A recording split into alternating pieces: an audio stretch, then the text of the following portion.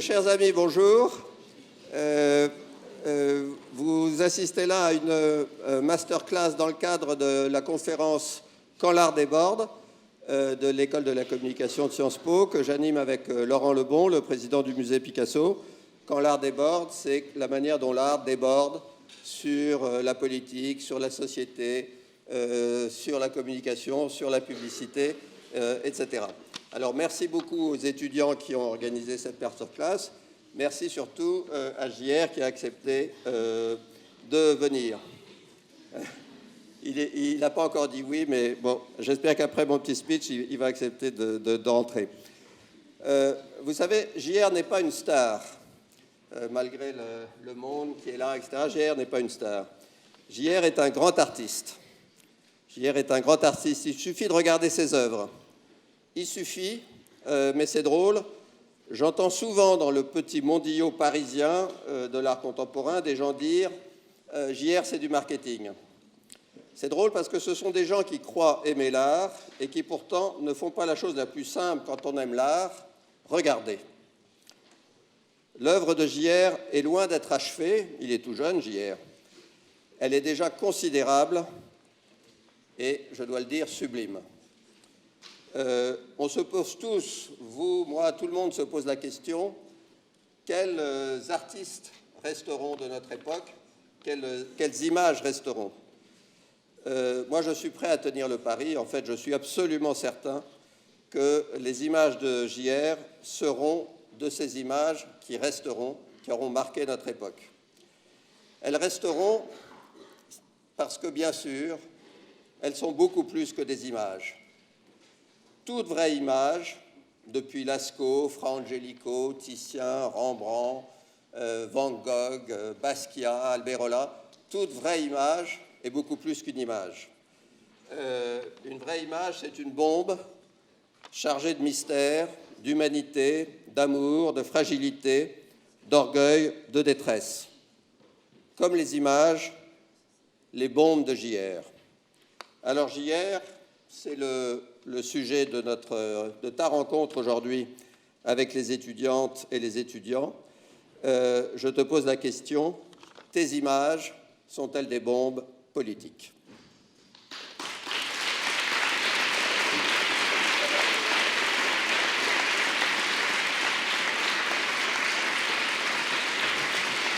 Bonjour.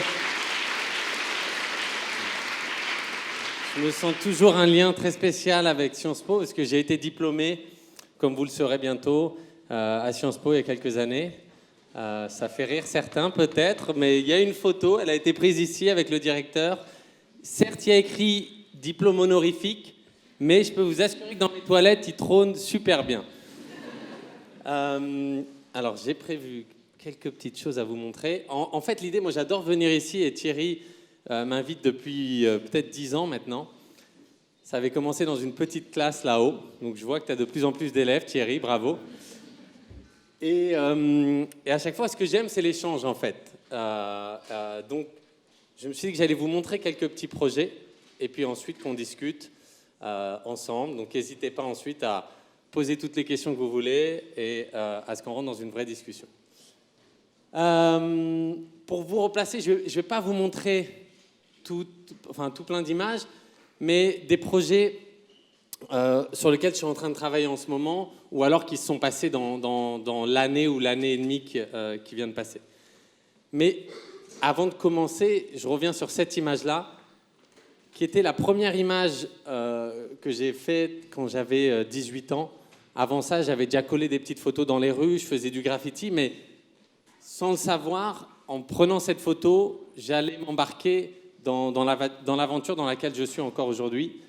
Et je ne sais pas combien d'entre vous verront une arme, combien d'entre vous verront une caméra. En tout cas, je l'ai prise en banlieue parisienne, au Bosquet, donc c'est à Montfermeil. Et c'est là que mon aventure à moi a commencé, en tout cas. Et en fait, en prenant cette photo, avec toute une série d'autres photos, on ne savait pas où les coller et on les avait recollés sur les immeubles des Bosquets. Et en fait, c'était la première fois que je collais des grandes images. Et si vous regardez, les perches qu'on voit là, c'était des perches pour nettoyer les piscines raccordées à des brosses de nettoyage. Et c'était en bande. C'est à ce moment-là, c'est la première fois que j'avais trouvé cette technique pour imprimer. C'est très simple. C'était utilisé déjà par les architectes et par plein de monde. Mais qui, en fait, on utilisait des machines de plan d'architecte, et on le fait toujours, pour imprimer des images. Donc, en fait, c'est très peu coûteux. C'est juste que c'est très contraignant parce qu'il faut les coller une par une. Et pour vous donner une idée, aujourd'hui, une grande affiche comme ça, peut-être on la collerait en 45 minutes ou 1h30. On avait mis 7 heures à la coller parce qu'on ne savait pas s'y prendre. En plus, l'imprimeur s'était trompé de bande, donc on avait dû s'y reprendre. La chance, c'est que... on n'avait pas demandé l'autorisation. Ça, je dois le dire avant de commencer. Donc, pour ça, on avait une technique à l'époque qui était imparable. C'était de demander à tous les jeunes de tous les halls, au lieu de rester en bas de leur hall, de se mettre en bas de l'échelle. Ce qui donne tout de suite une certaine présence. Et donc, la police n'osait pas intervenir. Et on a collé comme ça tous les bâtiments sans se soucier de quelques problèmes que ce soit. Et d'ailleurs, au bout d'un moment, ils ont jamais, il n'y a jamais eu une vraie interpellation parce qu'on recouvrait aussi des graffitis sur lesquels il y avait écrit fuck la police. Donc je me suis dit que c'était, quelque part, on avait quelque chose à partager cette nuit-là. Le problème, c'est que, ça c'était nous à l'époque, j'avais même pas de chapeau et de lunettes d'ailleurs. Le problème, en fait, c'est que le maire de Montfermeil a pas trop aimé quand il a vu le lendemain le grand article sur 20 minutes. Je sais que ça paraît incroyable comme ça, mais pour nous, c'était incroyable d'être dans 20 minutes, d'être gratuit dans le métro. Il y avait écrit « Les Bosquets » en haut de l'affiche. Et il a porté plainte. Et à ce moment-là, j'ai pu signer d'affiches après ça, mais à l'époque, comme on faisait partie d'un collectif Courtrage-May, donc dessus, on reconnaît, par exemple, Romain Gavras, là, où il y avait Kim Chapiron aussi. Enfin, on était tout un groupe. Et on signait de nos sites internet, mais par exemple le mien, comme je ne voulais pas payer d'amende pour les collages que je faisais, était hébergé au Canada et il était intraçable et souvent il se retrouvait, il se transformait en site pornographique parce qu'il était sur des bases qui étaient non traçables. Donc on m'appelait, on me dit vite, faut vite que tu appelles ton hébergeur, ton site vient de replonger, et on rechangeait le site. Le problème, donc le maire ne pouvait pas me faire payer l'amende, mais je ne pouvais plus mettre le pied là-bas. Donc je suis parti de France pendant 1 an à ce moment-là, en dormant sur les canapés des uns des autres, partout en Europe. Il y avait un petit éditeur qui était un éditeur de ski et freeride, qui s'appelait Freeride, Free Press, je ne sais pas s'il existe encore, mais c'est marrant parce qu'il m'avait donné un peu de sous pour faire un livre en me disant « Contacte tous les gens qui font de l'art de rue comme toi », et c'était le tout début de tout ce qu'on appelle aujourd'hui street art. Et fais un livre et ça sera ce que tu peux te mettre dans la poche. Et je lui dis, non, donne-le-moi avant, comme ça, je vais m'en servir pour ma cavale. Et en fait, j'ai dormi, et quand je suis revenu 1 an plus tard, les émeutes ont explosé. Et il se trouve que les émeutes, la première voiture, la mort de Zied Ebouna, si vous vous rappelez, peut-être, vous vous rappelez pas parce que vous étiez peut-être tous un peu jeunes, mais ceux qui se rappellent, c'était en 2005, et ça s'est passé juste devant cette image-là. Le caisson électrique, il était juste là parce qu'il y a un bâtiment EDF qui est juste là, à cet endroit-là. Donc, le maire qui voulait effacer les photos parce que ça avait été fait dans l'illégalité, 1 an plus tard, les photos, comme par hasard, elles étaient encore là parce qu'il n'avait pas pu les retirer de peur de créer des émeutes. Sauf qu'1 an plus tard, les émeutes, elles ont commencé pour d'autres raisons. Et d'un coup, en allumant la télévision, partout dans le monde, on voyait les émeutes qui explosaient au Bosquet et en arrière-plan, ces photos qui étaient encore là, mais qui étaient un peu légèrement déchirées, enfin qui vieillissaient avec le temps. Et en fait, pour moi, c'est ce moment-là qui a été un moment clé, en fait, où je suis passé de vandale à, je dirais, je ne m'appelais pas du tout artiste à ce moment-là, mais en tout cas, on a été contacté par une agence de presse, le mec est venu, il nous a donné rendez-vous aux abords du quartier, parce qu'à ce moment-là, le quartier était complètement bouclé, les journalistes ne pouvaient pas rentrer, et il nous a dit, voilà, on sait que vous vous pouvez faire des photos ici, est-ce qu'on vous paye? Et on avait 19 ans à cette époque, et vous faites des photos des jeunes qui brûlent les voitures. Et puis on s'est regardé, on s'est dit, bah non, en fait, on ne fait pas ça. On a fait ces photos et ces photos, et puis plein d'autres. Il dit, non, mais c'est super et tout, les gars. Il n'y a pas de souci, mais en fait, nous, on a besoin de voir des jeunes en train de brûler les voitures. Donc, est-ce que vous pourrez... Je dis, bah non, en fait, nous, par contre, si tu veux publier nos photos, c'est cool. Je dis, non, je comprends bien, mais c'est pas ça. En fait, pour vendre des photos, les gars, j'ai compris vos trucs, mais ça intéresse personne. Pour vendre des photos, on a besoin de voir de l'action.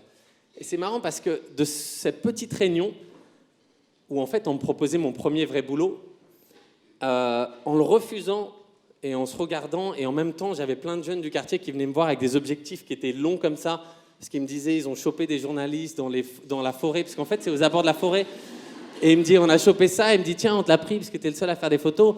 Et je regardais et je dis déjà, bon, il est brisé au bout, donc tu peux pas l'utiliser. Mais en plus, j'ai jamais vu un objectif comme ça. En fait, dans ma tête, comme j'avais eu qu'un appareil photo tout pourri depuis le début, où je pouvais faire des photos que proches des gens, ça m'était jamais passé par l'idée qu'il y avait tout un monde de la photographie, qu'il y avait un monde, ni même de l'art, ni même des galeries.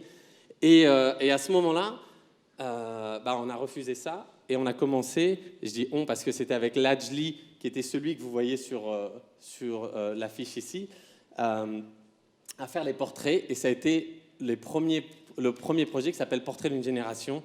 On l'avait appelé 28 mm parce que c'était justement cet objectif qui oblige à être très proche des gens. Donc voilà un peu le point de départ pour vous expliquer comment en fait, ça a commencé, comment c'est parti. Et comment je me suis retrouvé embarqué dans cette aventure qui ensuite, alors je vais sauter beaucoup d'étapes, mais vous pourrez les retrouver. Mais en fait, à chaque fois, je marquais en bas des affiches le nom de la personne, le quartier et la ville. Pour qu'on passe de quelqu'un dans les médias qu'on ne pouvait pas reconnaître à quelqu'un en fait, chez qui on pouvait aller sonner à la porte. Et tous les portraits étaient des jeunes qui en fait n'avaient rien à se reprocher. Donc il dit, ouais, moi ça ne me dérange pas de jouer sur la caricature qu'on a de moi depuis Paris, où on me voit comme un mec qui va tout brûler. À cette époque, il fallait se remettre dans le contexte. Les gens avaient l'impression que les banlieues allaient venir à Paris et tout brûler. Et eux, en fait, expliquaient que c'était juste une manière de se faire entendre chez eux. Et la plupart des choses qui finissaient brûlées, au final, c'était la voiture de leur oncle, cousin, ou voire même de leurs parents. Il y a un truc marrant, c'est que le premier mur légal que j'ai eu à Paris, c'était le musée de la photographie. Et j'ai retrouvé cette photo il n'y a pas longtemps, et j'avais écrit la légende à la main, d'ailleurs. Et il m'avait laissé coller tous mes portraits de tous les jeunes à l'extérieur, parce que je les collais partout dans Paris, mais pareil, la ville voulait porter plainte, et à ce moment-là, je commençais à plus les signer du tout, pour ne pas avoir d'amende. Mais aujourd'hui, je suis en train de monter une exposition à la Maison européenne de la photographie, donc ce même musée, et le directeur prend sa retraite et me donne le musée entier aujourd'hui, alors qu'à l'époque, il me donnait le petit mur. Donc on se retrouve et il prend sa retraite aujourd'hui et je vais pouvoir présenter les projets que je vais vous montrer. Quand la ville nettoyait les photos, souvent les images étaient plus intéressantes que l'image elle-même. Et c'est une des choses sur lesquelles, en fait, en faisant ça, c'était ma formation, puisque toutes mes premières photos, je les ai collées dans la rue. Donc en fonction du regard des gens, en fonction de l'impact, en fonction de comment elles restaient, comment elles allaient être nettoyées, il y avait une histoire qui naissait, un narratif qui était plus intéressant que celui du départ. Par exemple, le mec avec la caméra, elle a vraiment pris sens un an plus tard quand les émeutes ont explosé devant et qu'on voyait ça partout à la télévision et qu'à ce moment-là, les médias ont été interdits de relayer le nombre de voitures brûlées parce que ça encourageait les autres banlieues à essayer de faire plus. Et donc, d'un coup, on voyait à quel point la caméra pouvait servir comme un moyen de communication, mais aussi comme une arme, mais aussi comme une manière de montrer ce qui se passait à l'intérieur du quartier. Et c'est d'ailleurs ce qu'a fait Ladj toutes ces années, à montrer ce qui se passait au sein du quartier, les bavures, les films, les courts-métrages. Il vient d'ailleurs cet été de tourner son premier long-métrage. Donc on s'est toujours suivi et on a continué. Et d'ailleurs, on a continué à coller dans le quartier jusqu'à ce qu'ils détruisent tous les bâtiments. C'était il y a quelques années. Parce qu'après les émeutes, ils ont décidé de raser les bosquets pour reconstruire des bâtiments plus bas. Il faut savoir que c'est un quartier assez étonnant parce que c'était un quartier qui n'était pas censé être des logements sociaux. Donc en fait, Montfermeil, c'est une ville un peu bourgeoise. Et en haut, sur le plateau, ils ont construit cet énorme ensemble en se disant que c'était prévu que le train et l'autoroute allaient arriver. Et c'était pour des loyers plus élevés, des avocats, etc., qui pourraient être en 15-20 minutes à Paris avec un train direct. Et il se trouve qu'après avoir construit tout ce complexe, le train et l'autoroute a finalement pas été prévu. Et donc, tous les propriétaires ont revendu à bas prix. Et en fait, tout s'est retrouvé avec des loyeurs de baux, etc. Enfin, des mecs qui ont commencé à profiter, à le vendre à des gens qui avaient peu de moyens. Et ensuite, il n'y a jamais eu de rénovation depuis les années 60, en fait. Donc, ça a été complètement laissé à l'abandon sur ces années. Et on ne voyait jamais ça en France. Donc, il y avait quelque chose. Ce n'est pas un hasard que ça a explosé au Bosquet. Et ce n'est pas un hasard aussi que sur toutes ces années, en fait, nous, ça a été notre terrain de jeu pour créer, pour construire. Et en fait, sans jamais se soucier, quand on a collé l'intérieur des bâtiments, on connaissait les bâtiments par cœur. Donc, on a été collé la bouche chez un tel, le nez chez l'autre, les yeux ailleurs. Et on a fait ça comme ça sur toutes les barres. Et quand on était sorti la nuit, après avoir collé, on s'était quand même dit, bon, faut faire gaffe à ne pas se faire attraper. Une fois qu'on sort, ça serait quand même con, après avoir déjà tout collé, de se faire arrêter une fois qu'on sort des bâtiments. Donc on s'était répartis en 2 groupes de 10. Et on avait dit, OK, le premier groupe va. Et puis s'il se fait prendre, tant pis pour lui. Mais dis pas aux autres de venir. Et c'est une phrase qui est restée célèbre entre nous. Le premier groupe y va. Et puis se retourne quand il est sur la route. Et nous, on est tous cachés. En plus, il y avait un seul garde et un seul chien. Donc, je vous assure que vous n'aviez pas envie de tomber sur le berger allemand qui tournait comme ça dans toute la propriété. Et il a dit, c'est bon, la voie est libre. En fait, elle n'était pas libre du tout. La BAC venait d'arriver. Et d'un coup, les mecs de la BAC se sont retrouvés avec 25 mecs avec des brosses, de la colle, mais devant des tours qui sont abandonnées. Donc, ils nous ont dit, mais vous êtes en train de faire quoi, là? Et on venait de passer les grillages. Ah ben non, nous, on se balade, en fait, on est là, mais... Et puis, ils ont regardé, ils ont dit, mais les tours, elles sont vides. Les chefs, les tours, elles sont vides. Ouais, elles sont vides, il n'y a plus rien dedans. Ah bon, mais, non, nous, on n'a rien. Et c'est vrai, on n'avait plus que des seaux d'eau et on était un peu collants.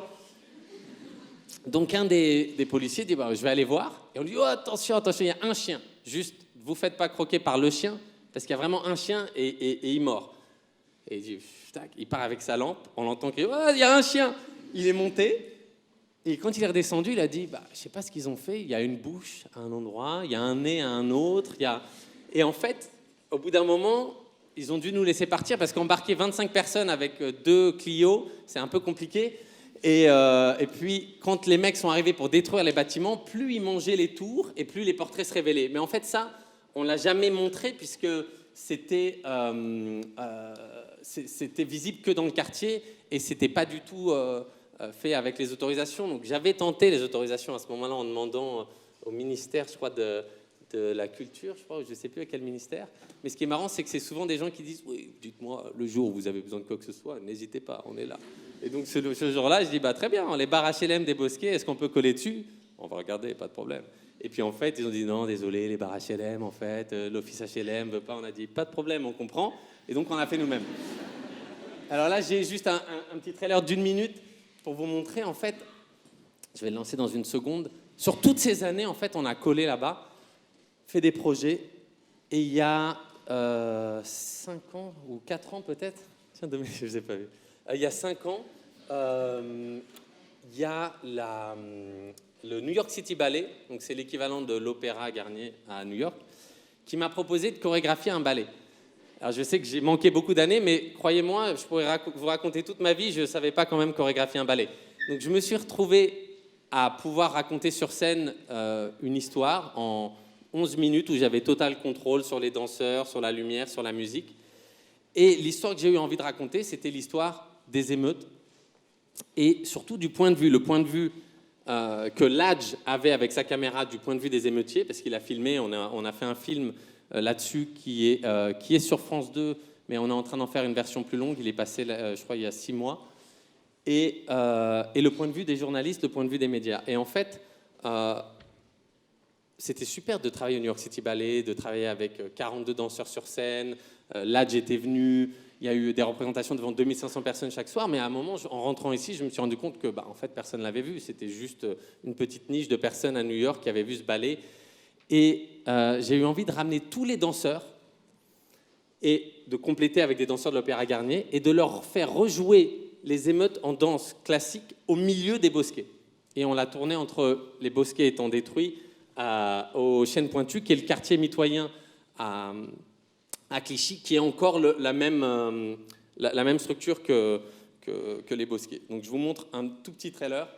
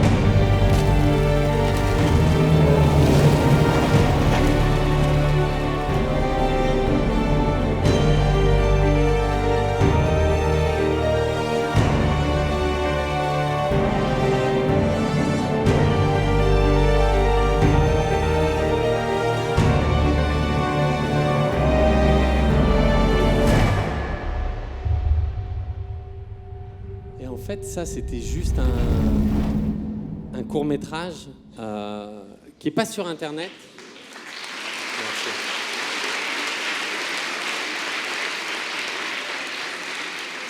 C'était juste un court-métrage qui n'est pas sur Internet, mais qu'on présente, là, par exemple, à la MEP, à la Maison européenne de la photographie, dans le 4e.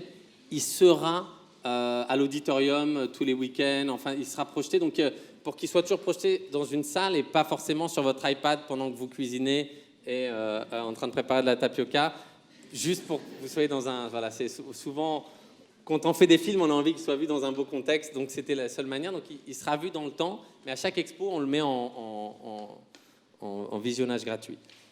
Toujours pour continuer sur le même thème, un jour, c'était il n'y a pas si longtemps, c'est peut-être il y a 2 ans, je suis retombé plutôt sur un livre de Diego Rivera, donc peintre mexicain qui faisait des grandes fresques, qui représentait la population, mais tout le monde. Alors ça là, c'est pas forcément ça, ça représentait, c'était la ville de San Francisco, donc ça, c'était tout un ensemble des travailleurs aux constructeurs, il y a même Chaplin, enfin il y a plein d'annotations, mais il y en avait une autre où on voyait vraiment tout le monde du clochard aux guerriers, aux aristocrates, tout le monde était représenté. Et j'ai pris le livre, je l'ai montré à Ladj et je lui ai dit « Tu serais qui dedans, toi ?» Et en regardant, il m'a dit « Moi, je penserais... » Et puis il m'a pointé quelqu'un.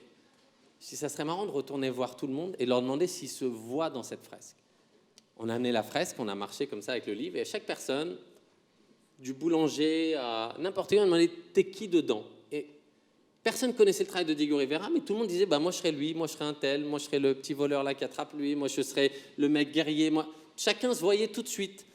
Je me suis dit, comment faire ça, mais de manière contemporaine? Et c'est là où, en fait, on est revenu avec un fond vert. Donc, on avait un studio mobile. C'était la première version. C'était il y a pas longtemps, c'était il y a 2 ans. Et en fait, donc ça, c'est Ladj 15 ans plus tard. On a retrouvé aussi tout le monde, tous ceux qui étaient dans le premier projet. Mais on a surtout été voir tout le monde cette fois-ci.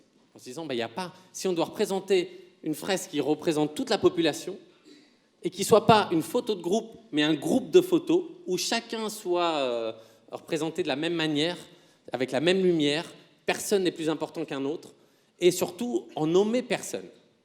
Alors, ça veut dire quoi? Ça veut dire qu'on doit aussi demander au maire, forcément, puisqu'on doit demander à tout le monde. Donc, ça a donné cette fresque.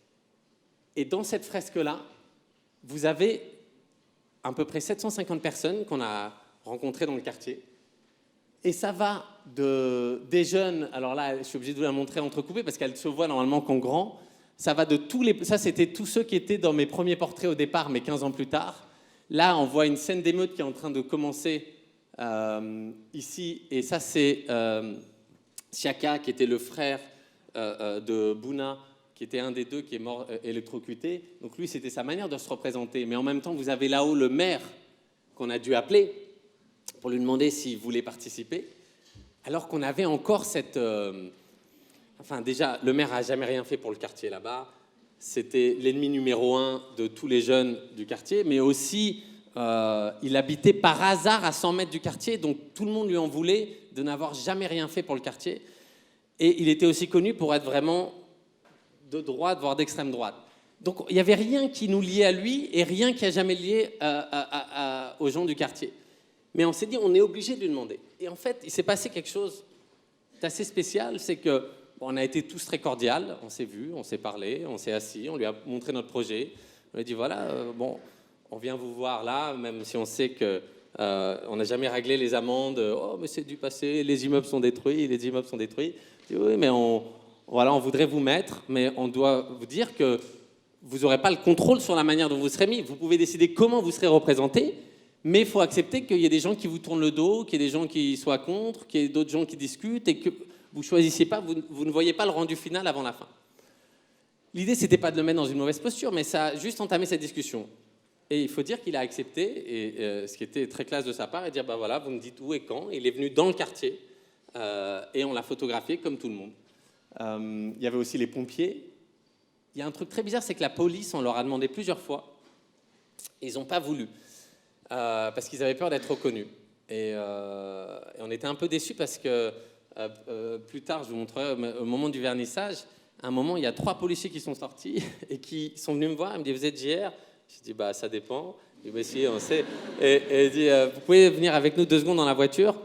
Et je dis, bah je sais pas. Non, mais on n'a rien. Je dis, bah quand même, bah, pourquoi on peut pas en parler ici?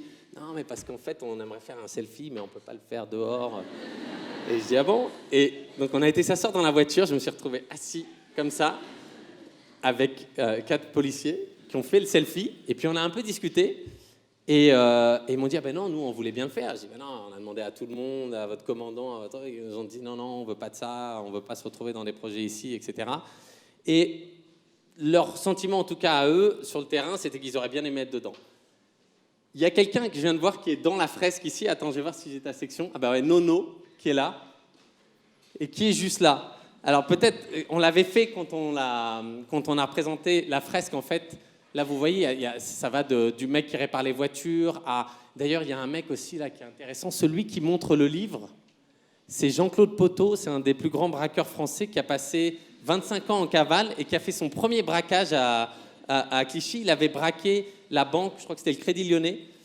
Et il a fait ensuite, il a été rattrapé après 25 ans, il a fait la prison, il est ressorti. Et là, il préparait sa BD qui est sortie chez Casterman. Et donc, il était en train de montrer à quelqu'un d'autre dans le quartier les croquis de sa BD. Mais il y avait aussi des mecs qui sont fichés S, qui sont dedans, et qui nous disaient, bah non, moi je peux pas être dedans, je suis fiché S. Ben, je dis, bah si, tu tournes le dos. Mais l'idée, c'est pas de montrer que les gens bien ou que les gens mauvais, c'est de montrer qu'en chacun de nous, il y a du bien et du mal, mais qu'on va pas chercher à pas représenter. L'idée, c'est que quand on regarde la fresque, on représente tout le monde, on se regarde les uns les autres. Et Nono, il peut raconter parce que il a découvert ce jour-là exactement. Et ce jour-là, c'était au Palais de Tokyo. Et il se trouve que personne n'avait vu la fresque avant. On l'a installée dans une des grandes salles du Palais de Tokyo. Et les gens étaient invités, comme Nono, à 18h. Mais à l'époque, c'était Hollande, le président de la République, voulait venir voir la fresque, comme ça parlait des émeutes, etc. Mais son service de sécurité avait demandé à ce qu'ils viennent à 15h. On a dit, bah, c'est super de venir et tout, mais à 15h, en fait, il n'y aura personne. Et ils ont dit, oui, mais c'est comme ça, c'est la sécurité, c'est le protocole, il faut respecter. On a dit, ok, on sera là. Donc il est venu à 15h, puis il a vu ça, et puis c'était vide, et il dit, mais ils sont où les gens? On a dit, non, en fait, votre service de sécurité... Ah ben non, moi je veux voir les gens, ils sont où les gens? Alors, si vous voulez bien patienter, ils vont arriver à 18h. Très bien, on attend. Ah bon, bah en fait, pendant 3 heures, on a chillé avec le président, on tapait dans les canettes, on allait voir s'il n'y avait pas des pièces oubliées dans les trucs à boissons. Et puis, au bout d'un moment, 18h pile, personne n'est là, bien sûr, parce qu'à ce moment-là, j'appelle l'ADJ et je dis, les gars, putain, il y a 2 bus pleins et tout, vous êtes où? On a envoyé... Ah non, mais attends, parce qu'il y a un tel, il a oublié un truc à la maison, on n'a pas encore parti, on est encore à Montfermeil.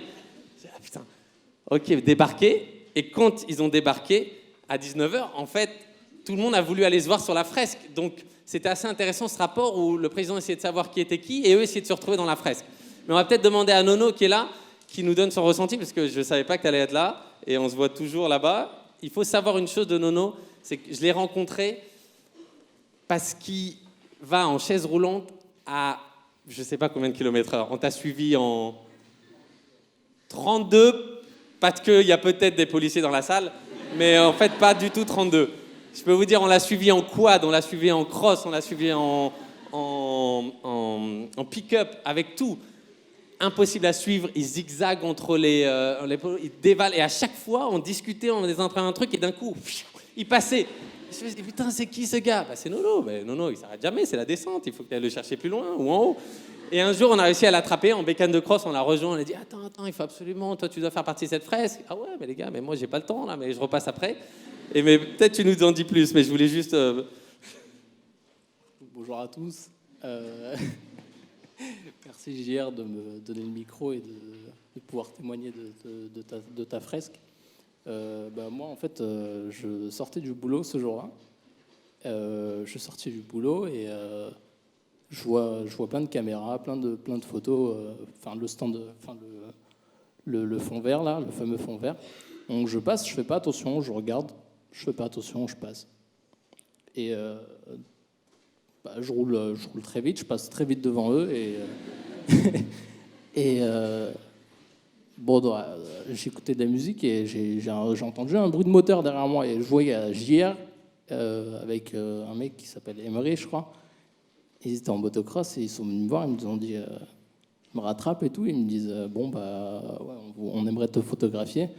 Et moi, un grand passionné de photo et qui pratique, qui fait de la photo amateur, du coup, j'ai vu JR, j'ai accepté tout de suite.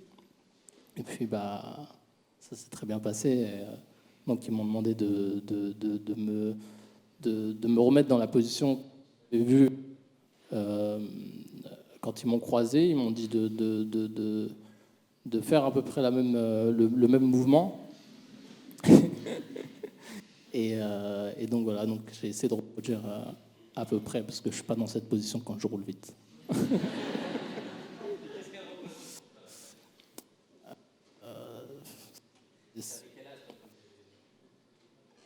J'avais 12 ans, 13 ans. Et moi, ce que ça représente, en fait, les jeunes qui s'étaient décédés, c'était des frères, des amis à moi. Donc, moi, j'ai pas participé aux émeutes parce que j'avais l'âge des personnes qui participaient aux émeutes. Mais moi, j'ai pas pu participer aux émeutes parce que dans la situation où je suis, c'est un peu compliqué, hein, comme vous l'avez vu. et donc, moi, je regardais les émeutes par la fenêtre. Et ça faisait peur, en fait. Donc, après, je comprenais la colère aussi des jeunes. Mais c'était très, très compliqué. Très compliqué. Mais en tout cas, dans la fresque, je me retrouve bien. Je m'y retrouve bien avec les autres, quoi. C'est pas parce que j'ai pas participé aux émeutes que j'ai pas ma place sur la fresque, et comme plein de personnes qui sont sur la fresque aussi.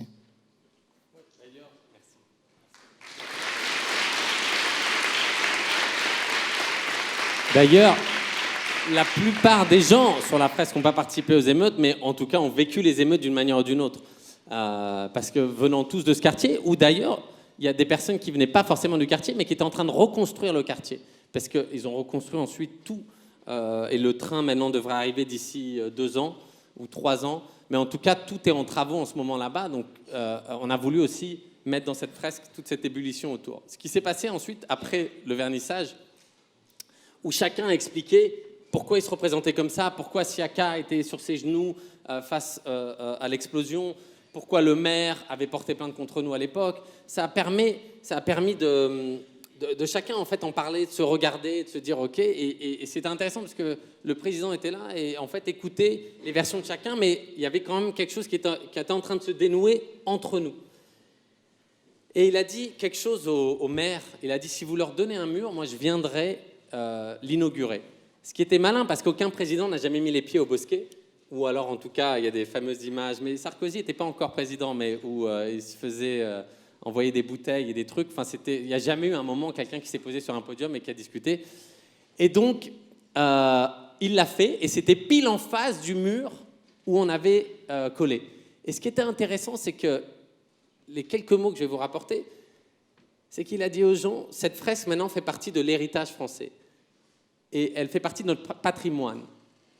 Et en disant ça, dans un quartier comme ça, les gens se sont sentis en fait représentés pour la première fois dans le spectre artistique, dans le spectre muséal, puisque ça venait d'être exposé au Palais de Tokyo, et d'un coup comme œuvre permanente, puisque le mur doit rester là.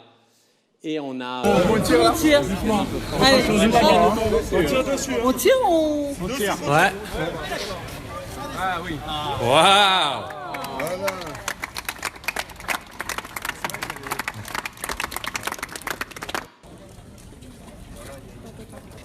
Ça, c'est, on voit Siaka d'ailleurs, on voit Biron, qui était un des chefs des émeutes aussi, juste derrière. Maintenant avec son fils. On voit Latch.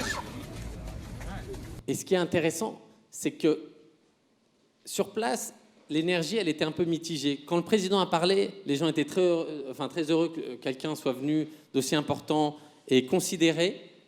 Mais quand le maire est venu parler, tout le monde a hué, boué, et c'était très compliqué. Et en même temps, on leur a dit, attendez, écoutez, on est venu, on a dû reprendre le micro et dire, laissons-lui une chance de parler, parce qu'il est là, il a fait le geste, et ça s'est vraiment passé comme ça. C'est comme si on essayait de régler une embrouille, mais en même temps, il y a le président qui est là, et ça se passe en live. Et en fait, il a pu finir de parler. À côté, il y avait l'autre maire de Clichy, qui lui est adoré de tous, parce qu'il est là tous les jours dans le quartier, il vient parler avec les gens. Et en fait, ce qui s'est passé, je trouve que c'était très courageux de sa part, au maire de Montfermeil, c'est qu'il est resté, il a tenu son terrain, et ensuite, il est resté parler avec les gens. Et il a renoué avec les gens. Ça ne veut pas dire que les gens lui ont pardonné, mais il a fait ce pas. Et depuis, il a lancé plus d'initiatives pour le quartier qui est en reconstruction, mais il s'est reconnecté avec les jeunes et avec beaucoup qui avaient perdu le fil. Et ça, je peux vous dire, de cette petite histoire-là, qui traîne depuis que j'ai 17 ans, jamais j'aurais cru que c'était possible. Et ce pont-là, bon, l'art nous l'a permis, mais c'est avec cette même idée, sur cette même chose, que certaines choses paraissent impossibles, que mes pérégrinations à travers le monde se procèdent en fait.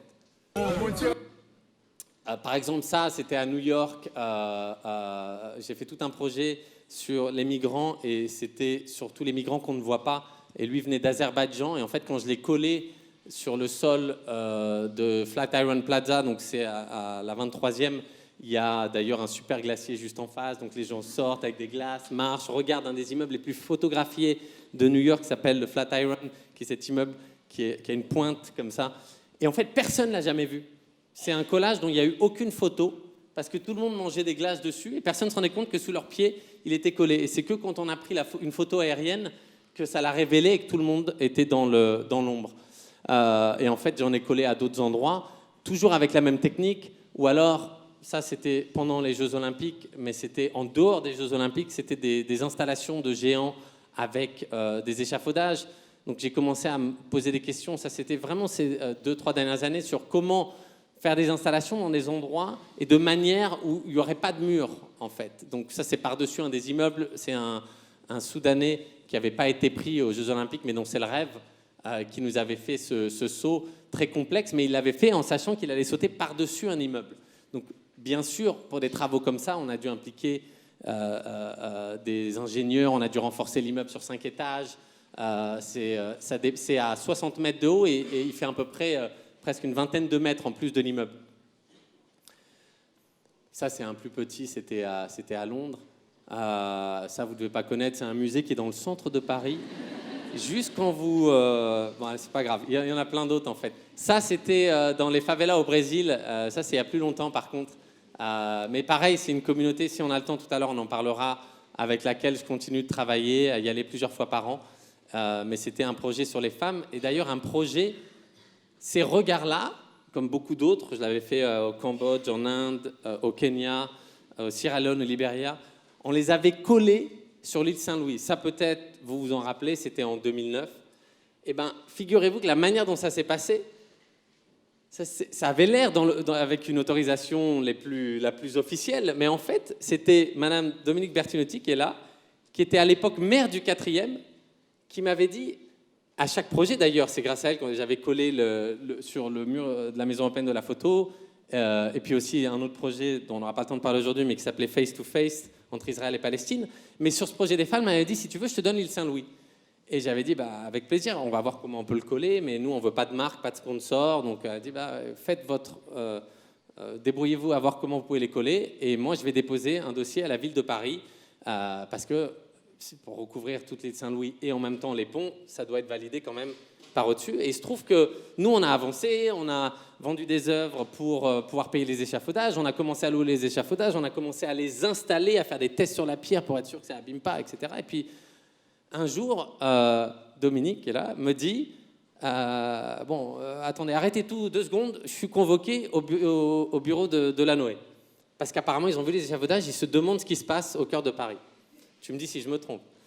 Et elle part là-bas, et en fait, il lui dit c'est quoi ce projet? Mais qu'est-ce que c'est que cette histoire? Elle dit, c'est ce projet-là, on vous l'a envoyé il y a 3 mois, mais jamais eu de réponse, mais on n'a jamais vu ça, mais vous ne pouvez pas mettre des regards comme ça, mais il faut que ça s'arrête tout de suite. Et elle lui dit si vous voulez que ça s'arrête, allez-y, allez leur dire, allez les faire arrêter, ils sont là, ils ont leur échafaudage, vous pouvez tout annuler. D'ailleurs, c'est en autofinancement, donc je vous laisse expliquer à tout le monde que vous arrêtez les projets artistiques comme ça. Et en fait, résultat, ça s'est fait dans la zone grise, mais comme beaucoup de projets, même officiels, c'est-à-dire qu'il n'a pas osé l'arrêter, mais on n'a pas eu l'autorisation, donc en fait, on n'a pas pu l'inaugurer. C'est-à-dire que cet énorme collage, vous avez vu, on a recouvert les ponts, etc., n'a jamais été en fait officialisé. Et c'était grâce au courage de Dominique de prendre tout sur ses épaules, mais c'est aussi, ça vous montre, et ça, je pourrais vous donner l'exemple dans plein d'endroits, de personnes qui ont été un peu des piliers dans la communauté, dans le quartier, comme l'Adj, au Bosquet, comme plein de personnes qui ont été comme ça piliers dans les endroits où on a été. Et je vais vous raconter juste une anecdote comme ça vous permet de comprendre comment un projet se fait aujourd'hui. Parce qu'aujourd'hui, vous pourriez me dire, oui, mais c'est plus facile, parce que peut-être qu'on te connaît plus, etc. Donc je vais prendre l'exemple d'un projet qu'on a fait juste l'année dernière, il y a pile poil 1 an.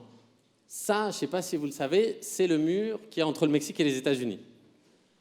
Tout comme vous, moi je l'ai vu à la télévision, parce qu'il y a un mec, je sais pas, avec des cheveux comme ça, qui en parle tout le temps.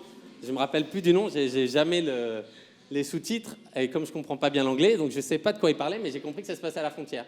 Il se trouve que ce mur-là, il est là depuis des années. Mais je l'avais déjà vu, en fait. Le truc, c'est que moi, je fais du collage de papier peint, vous voyez, je suis pas...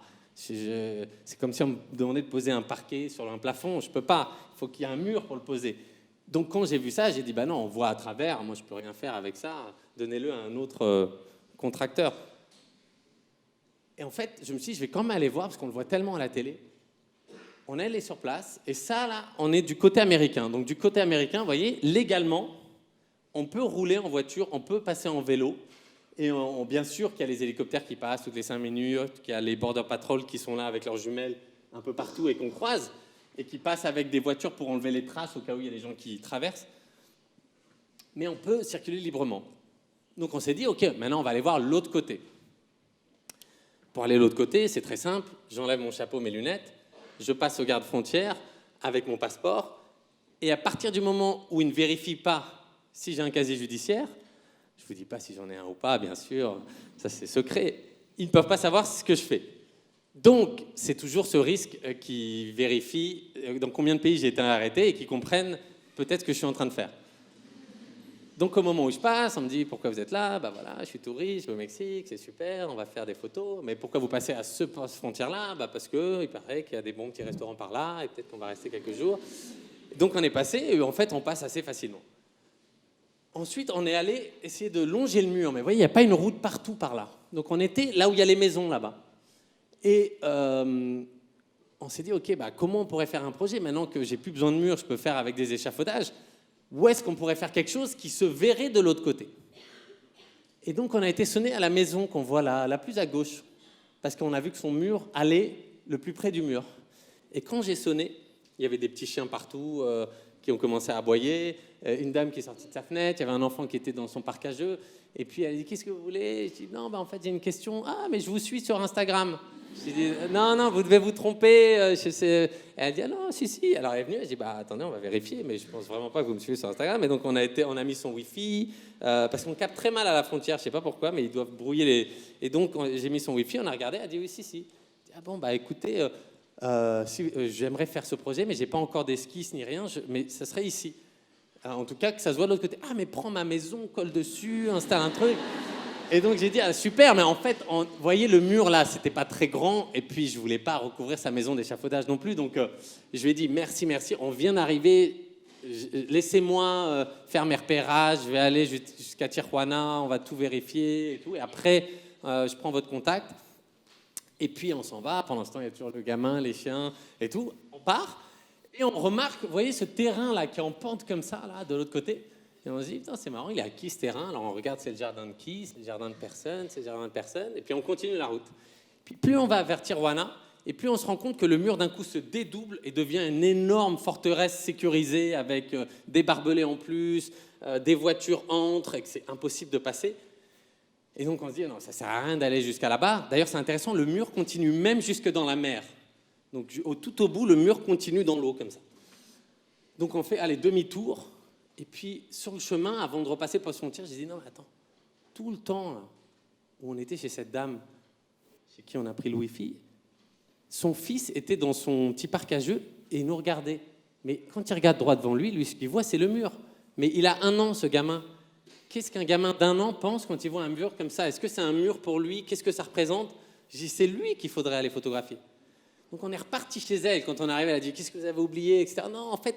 Voilà, je vous explique. Est-ce que je peux prendre une photo de votre fils? Mais j'ai même pas de document à vous faire signer quoi que ce soit parce que je vous ferai un croquis et ensuite je reviendrai vous voir si vous êtes d'accord. Parce que si vous étiez d'accord, il faut savoir quand même que j'aimerais l'afficher en grand, mais je ne sais pas encore comment. Ah, mais bien sûr, etc. Et on n'a vraiment pas bougé l'enfant. Il était comme ça et on l'a pris en photo comme il est, comme ça. Il nous a regardé, un coup à droite, un coup à gauche et on est reparti. Ensuite, chose qu'on fait tous, hein, on loue un Caterpillar. Alors, il faut savoir une chose. Quand vous ne savez pas comment faire, c'est très simple. Vous allez dans des Kiloutou, des sociétés comme ça. Eux ne vous demandent pas pourquoi vous louez le Caterpillar. Parce qu'eux louent les Caterpillars. Donc, d'ailleurs, je peux vous dire, ça marche aussi pour les nacelles. Si vous voulez louer une nacelle, par exemple, et la faire livrer au 27 rue Saint-Guillaume, vous appelez l'Oxam ou une autre compagnie, vous prenez la nacelle, ils vont vous la livrer devant là-bas, ils vont vous trouver une place d'ailleurs pour la mettre. Ils vont laisser les clés au-dessus de la roue parce qu'ils vous livrent à 5h du matin et que forcément vous n'avez peut-être pas envie de venir. Ce qui me fait vous donner une information assez importante, que sur toutes les roues des grues que vous voyez comme ça dans Paris, il y a les clés. Je vous le dis parce qu'ils viennent les rechercher à 5h du matin le lendemain ou le surlendemain. Donc les clés sont toujours là. C'est bon à savoir si vous n'avez pas de quoi louer une nacelle. Voilà. Mais bon, pour les Caterpillars, en fait, on l'a pris, on a descendu la petite pente et on a commencé à creuser. On s'est dit, si ça appartient à quelqu'un, on va bien venir nous dire, excusez-moi, c'est mon terrain, on va s'excuser, on va amener une petite boîte de chocolat à Ferrero Rocher et on va partir. Mais personne n'est venu. Mais on a regardé sur Internet et on a vu que, apparemment, la frontière, elle n'est pas exactement où est la frontière. C'est-à-dire que si ça, c'est le mur et que ça, c'est les États-Unis, ça, c'est le Mexique, pour des raisons de sécurité, c'est encore les États-Unis ici, ce qui leur permet de... Il y a certaines portes à travers le mur, de passer et de réparer des choses sans avoir à devoir demander l'autorisation du gouvernement mexicain. Sauf que personne ne pouvait nous dire à quel moment ça s'arrête. Donc nous, on a creusé le plus possible. On s'est dit, à un moment, ils vont bien venir nous dire, ça, c'est trop. Mais personne n'est venu nous dire, ça, c'est trop. Donc, qu'est-ce qu'on fait dans ces cas-là? On appelle une compagnie d'échafaudage. Et leur dit, nous, on vous a fait un terrain nivelé parfait. Est-ce que vous pouvez nous construire un échafaudage là? Mais eux, ils sont contracteurs. On les paye, ils montent un échafaudage, ils ne demandent pas le pourquoi du comment. Et là, on s'est dit, bon, par contre, on va quand même vérifier, en construisant l'échafaudage, que si à un moment on dépasse une certaine hauteur, je ne sais pas, moi, quelle est la législation là-dessus, on ne veut pas être dans l'embarras quand même. Bon, bien sûr, je vous rassure, je ne fais aucun papier à mon nom. Donc, bon. Et en fait, on l'a monté 3 fois plus haut que le mur, donc 21 mètres. Donc, bon, s'il y en a qui veulent m'attaquer pour construire des murs plus grands que ceux de Trump, vous pouvez y aller parce que celui-là, il était vraiment beaucoup plus grand que le mur actuel. Sauf que tous les hélicoptères passaient, mais personne ne se plaignait. Donc, on s'est mis à coller. Et ensuite, quand on se tournait de l'autre côté, on est repassé et on a pris la photo. Et là, il y avait les border patrol qui se retrouvaient devant l'enfant. Et vous voyez, on était encore en train de finir là. À partir de là, j'ai réussi à repasser la frontière dans l'autre sens. Et ensuite, je ne suis plus jamais revenu pendant au moins 1 mois. Pourquoi? Parce que ça y est, c'était... En fait, j'ai pris cette photo, j'avais mis sur Instagram Work in Progress, et avant même que j'expliquiez l'enfant, le pourquoi du comment, elle avait déjà fait le tour du monde, elle était sur les unes de tous les journaux, etc. Mais il n'y avait aucune histoire à raconter avec. Et je me suis dit, en fait, il n'y a peut-être pas besoin d'histoire à raconter avec, puisqu'elle a fait son tour. Mais par contre, il vaut mieux pas remettre les pieds là-bas, parce que maintenant, ils vont comprendre ce qui s'est passé pendant tout ce temps-là. Ça nous a quand même pris 2 mois à construire. Mais l'image nous a pris que quelques heures à coller. Vous vous rappelez, depuis, en fait, on s'est professionnalisé, on arrive à coller plus vite qu'en 8 heures. Et donc, comment j'ai suivi ça ? Par Internet, comme tout le monde. J'ai regardé sur mon téléphone et tous les jours, je voyais des gens. Parce que j'ai tout de suite mis l'endroit exact, la position, en disant aux gens, si vous voulez aller la voir, allez-y, vous ne risquez rien. Des 2 côtés, c'est dans un endroit où vous avez le droit de vous rendre, aller faire des photos, etc. Donc les gens y ont été des 2 côtés. Et se prenaient en photo, et prenaient des selfies, etc. Et en fait, quelque chose que je n'avais pas prévu, c'est que les gens se voyaient à travers le mur. Donc les gens ont commencé à se passer les téléphones et à dire « Si tu me prends une photo de ton côté, moi je t'en prends une de mon côté. » Ça paraît dingue parce que ça, c'est pareil, quelque chose que j'aurais jamais pu prévoir. Et je voyais ça sur Internet en me disant « Mais je crois qu'on a arrêté les gens parce qu'ils passent un sac plastique à travers le mur. Et là, ça veut dire que quelqu'un voit ça et laisse faire. » Je dis « Ça va mal se finir, il y a quelqu'un qui va se faire arrêter et ça va devenir un cauchemar. » Et en fait, pendant des semaines et des semaines, les gens ont continué à se prendre en photo. Des voitures se garaient, bloquaient à moitié la route. Et en fait, se prenaient des photos les uns les autres. D'ailleurs, il y a un truc marrant, c'est que du côté mexicain, il n'y a pas de mur, donc ils ont construit ce petit mur en bois. Et cette planche de bois, elle est très célèbre parce que tout le monde essayait de se photographier avec cette planche pour que l'enfant ait quelque chose sur laquelle s'accouder. Et donc, au bout de 4 semaines, je me suis dit, c'est peut-être le moment, vu que ça a l'air détente là-bas, de retourner et avant de démonter l'échafaudage, parce qu'en fait, on le louait, l'échafaudage. Donc, au bout d'un moment, ça commençait à coûter, il fallait rendre l'échafaudage. Et on avait eu la visite du maire de la petite ville qui avait dit « Moi, j'ai tout suivi, ne vous inquiétez pas, je ne porterai pas plainte, au contraire, je ne vais même pas porter d'attention au projet, comme ça, ça passera crème. » Et pendant ce temps, on est revenu et en fait, on a construit une table en se disant, tiens, on va faire ça serait bien de faire comme toute exposition artistique quand ça finit, enfin quand ça commence, souvent on fait un grand déjeuner, etc. Mais souvent il y a un finissage aussi. On s'est dit, pourquoi on ne ferait pas ça, où on invite tout le monde à faire un finissage. Là, on a fait une erreur, une très grosse erreur, c'est qu'on a demandé l'autorisation. Parce que on s'est dit que les Border Patrol avaient dû être tellement sympas qu'en fait, ça se trouve, ils sont pour le projet et que comme on allait devoir bloquer la route, on ne tiendrait pas 2 minutes sans autorisation, donc on leur a demandé si on pouvait faire un déjeuner. Et au début, ils nous ont dit, envoyez-nous les plans, on va regarder ça, on va vous répondre. Et on leur a envoyé 4 jours avant. Et la veille, ils nous ont renvoyé une lettre d'avocat qui venait du gouvernement, etc., qui disait, si vous faites ça, on déportera tout le monde, on captera tous les visas, on confisquera les passeports. Et donc, vous ne pouvez pas rentrer sur le US Property en bloquant les routes, empêcher nos agents, etc. C'est très précis. Je n'ai pas tout compris, je vous avoue. Donc, je me suis dit, on continue. Et donc, on a construit une table du côté mexicain, mais on n'a rien construit de l'autre côté. Et d'ailleurs, on a invité les gens du côté mexicain, et j'avais photographié le regard d'une femme qui s'appelle Mayra, qui était une dreamer, donc ça veut dire qu'elle est arrivée aux États-Unis avec sa mère quand elle avait 1 an. Donc elle n'a connu que les États-Unis. Et c'était tout ce que discutait à ce moment-là Trump en disant tous ces gens-là, on va les renvoyer chez eux parce qu'on ne veut plus de dreamers, ça représente je ne sais plus combien de personnes, on va les renvoyer. Mais elle avait connu que les États-Unis, elle a grandi là, elle travaillait là, donc j'avais pris son regard et je lui avais dit surtout ne viens pas parce que ça risque de très mal se passer en fait. Donc on est tous venus et moi j'étais aussi de ce côté, vous voyez, côté mexicain. Et j'avais mis sur Instagram la veille au soir, mais vraiment tard, j'avais dit si jamais vous êtes dans le coin, venez, c'est le dernier jour pour voir le Kikito, on l'avait appelé le petit enfant, qui regarde par-dessus le mur. Donc venez le voir, c'est le dernier jour. Et à chaque fois que des gens venaient, je leur parlais à travers le mur, je disais s'il vous plaît, bougez pas, restez, on a une surprise, encore 30 minutes, est-ce que vous pouvez rester? Et dès qu'on a eu 20 personnes, on leur a passé la nappe à travers le mur, et ensuite on a envoyé le drone, et ça a donné ça. Et en fait, on a mangé. On avait appelé un groupe de musique où il y avait 10 personnes, des Mexicains, mais dont 5 avaient les papiers pour aller aux États-Unis. On leur a demandé de se répartir et de jouer à côté pour qu'ils jouent la même musique. On a partagé la même eau, le même repas. On faisait passer des tacos illégalement à travers le mur. Tout le monde s'est assis. Et en fait, on a mangé comme ça en se disant, ça se trouve, dans 5 minutes, c'est fini. Ça se trouve, dans 10 minutes, c'est fini. Donc, on était comme ça dans une espèce d'énergie de se dire, vite, vite, vite, allez, on s'assoit, on mange. Il y avait aussi des enfants en bas âge. Tout le monde était là. Et puis, ça dure une demi-heure, 3/4 d'heure, 1 heure et demie. Et on sait, puisqu'on les voit sur les collines, on voit les voitures des Border Patrol qui sont là en poste. Donc, elles sont avec des jumelles. Et pendant ce temps-là, aucune voiture passe sur la route, ce qui est très étrange. Et au bout d'1 heure et demie, il y a un Border Patrol qui arrive. Et forcément, il me cherche. Et j'étais du bon côté ce jour-là. Et donc, j'ai dit, envoyez-le-moi ici, je vais lui parler. Oh my God, thank you. Can you share tea with me? Sure.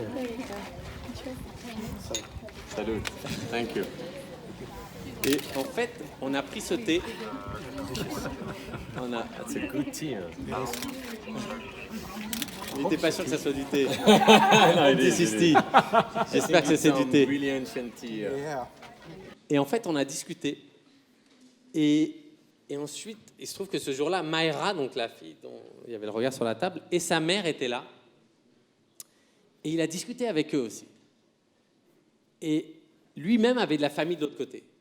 Et en fait, ce qu'ils ont fait ce jour-là, et vraiment, même après avoir fait cette vidéo, on avait fait sur un téléphone, on lui a demandé, on lui a dit, est-ce qu'on peut la poster sur les réseaux sociaux? Parce que personne ne s'attendrait à ce que quelqu'un sur le terrain laisse passer ça, alors qu'on sait que votre hiérarchie a refusé. Et lui, son message, c'était de dire, ouais, mais c'est l'idée aussi de montrer qu'il n'y a pas que des cons chez nous, et qu'il y a des choses qui sont possibles, mais qu'on doit le faire dans l'ombre. Et je lui dis, oui, mais là, ça ne va pas vraiment être dans l'ombre, puisque l'image, on va la partager, la vidéo, et je dis, on voit votre badge, on voit votre insigne. Et il avait dit, faites-le, et je lui ai redemandé vraiment 3 fois. Et il m'a dit, faites-le, parce qu'il n'y a que comme ça qu'on changera les idées et qu'on réouvrira le débat. Et c'est vraiment je vous ai raconté cette histoire vraiment pour vous parler de lui, parce que c'est un peu comme chaque personne que j'ai rencontrée à différents endroits qui ont permis le projet d'être possible, alors qu'en fait, sur le papier, c'était complètement impossible. Et on est resté en contact, d'ailleurs. À chaque fois, il m'invite à revenir à la frontière. On lui a envoyé une lithographie du projet. Il prend souvent des nouvelles. Et il y a une petite vidéo que vous pourrez voir sur Internet où on voit tout le projet qui dure 6 ou 7 minutes. Mais en fait, l'image dont je me rappellerai toujours, vous la verrez dans le film, c'est de le voir parler avec Mayra surtout. C'est-à-dire qu'elle, c'était sa plus grande peur de parler avec lui. Et puis d'un coup, le mur est tombé en réalisant que, quelque part, en partageant leur histoire commune, elle se rendait compte que lui aussi traversait ça, mais d'une autre manière et sous un autre axe. On est comment dans le temps, ouais.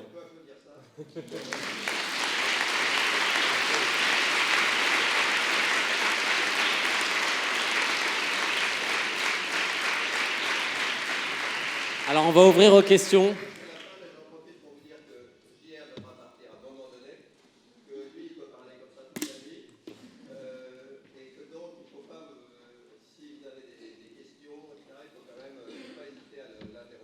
Non, mais ouvrons aux questions, j'avais fini.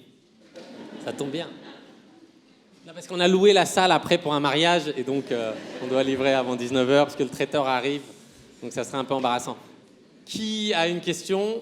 Je crois, oui, ils ont mis des micros, c'est très bien organisé, Sciences Po. Est-ce que quelqu'un a une question? Sinon, s'il ne veut pas se lever, il peut aussi la crier comme ça. Vu que personne ne se lance, donc déjà, merci pour votre présentation. Merci. Et comme vous avez un peu terminé votre présentation justement sur le partage de nourriture, entre guillemets, est-ce que vous pourriez nous parler du projet du réfectorio avec monsieur Bottura? Ouais. Alors, j'avais au cas où, mais c'est vraiment plus loin, alors hop, on s'en fout. Hop, voilà.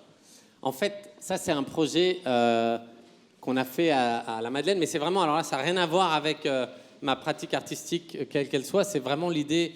Un jour, j'ai rencontré ce chef, Massimo Bottura, qui a gagné meilleur restaurant du monde cette année, il y a 3 ans. Mais j'avais rencontré au Brésil, parce qu'il montait un restaurant, une soupe populaire, mais en 3 étoiles. C'est-à-dire qu'en fait, avec tout le surplus de nourriture qui est jeté chaque jour des supermarchés, parce que vous n'achèteriez pas cette tomate, parce qu'elle est un peu abîmée, parce que vous ne prendrez pas cet avocat, parce qu'il est un peu mou, tout ça est récupéré, enfin tout ça, une petite partie, puisque c'est des tonnes et des tonnes, et récupérés dans chaque ville où il y a un réfectorio, et recuisinés en plat 3 étoiles, et ensuite servis aux sans-abri. Alors là, c'était au Brésil, donc c'était aux sans-abri, là-bas à Rio.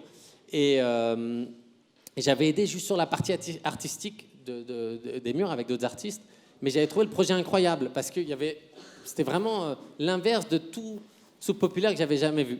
Et je lui ai demandé, mais pourquoi il n'y a pas ça à Paris? Il m'a dit, non, tu es à Paris, il dit, parce qu'il n'y a personne qui le fait. Et donc, je lui ai dit, écoute, je sais pas, moi, si je peux aider, tu me diras. Et en fait, il m'a dit, mais non, mais tu peux aider, tu le fais, toi. Et non, mais moi, je suis pas restaurateur, je sais pas faire ça. Il me dit, ah non, tu n'as pas besoin de cuisiner, tu as un point, quelqu'un qui cuisine, ici et ça.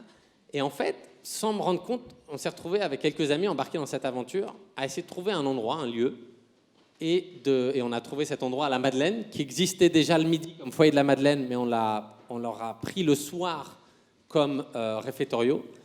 Et en fait, chaque soir, on a un chef qui vient, donc ça ressemble à ça. Attendez, je vais vous montrer une photo de dedans. Tac, tac. Voilà, en fait, à l'intérieur, on sert dans des vraies assiettes. On a refait tout le décor, du sol au plafond, etc., pour que ça soit comme dans un restaurant 3 étoiles. Tous les soirs, on a des chefs différents qui viennent cuisiner avec le surplus alimentaire qu'on récupère des supermarchés. Et celui-là, il est plus dirigé aux réfugiés et aux sans-abri à Paris. Et on est ouvert depuis mars dernier. Et on fait à peu près entre 80 et 140 couverts par soir. Et les gens, alors la manière dont ça fonctionne, c'est que vous pouvez venir en tant que volontaire servir. Et les gens, eux, peuvent venir à travers plein d'associations, de petites associations à travers tout Paris, et venir manger là-bas.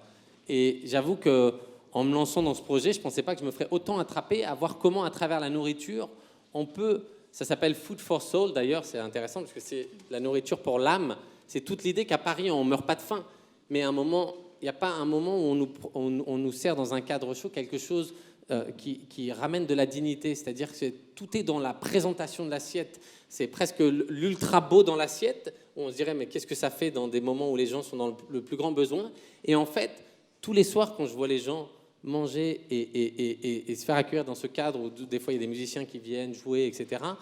Pour eux, c'est une coupure pendant 2 heures, une coupure certes qui ne va pas les couper de leur réalité, mais pendant ces 2 heures-là où ils se sentent réhumanisés, où ils se sentent re-rencontrer des gens et le refaire dans un cadre, et chaque personne qui vient servir, on la forme en lui disant, vous êtes dans un restaurant 3 étoiles, donc quand les personnes arrivent, vous leur proposez le vestiaire, vous les laissez choisir où ils s'assoient. S'ils ont des restrictions alimentaires, on les respecte toutes.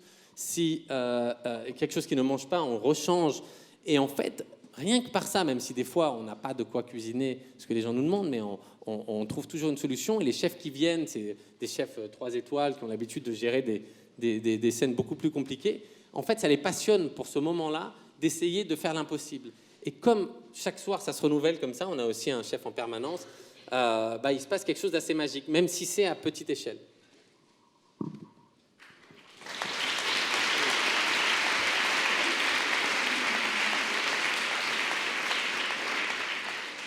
Merci et félicitations pour toutes ces œuvres. Moi, ma question, c'est plutôt par rapport à l'idée que, en fait, j'ai l'impression que c'est très difficile de se faire photographier.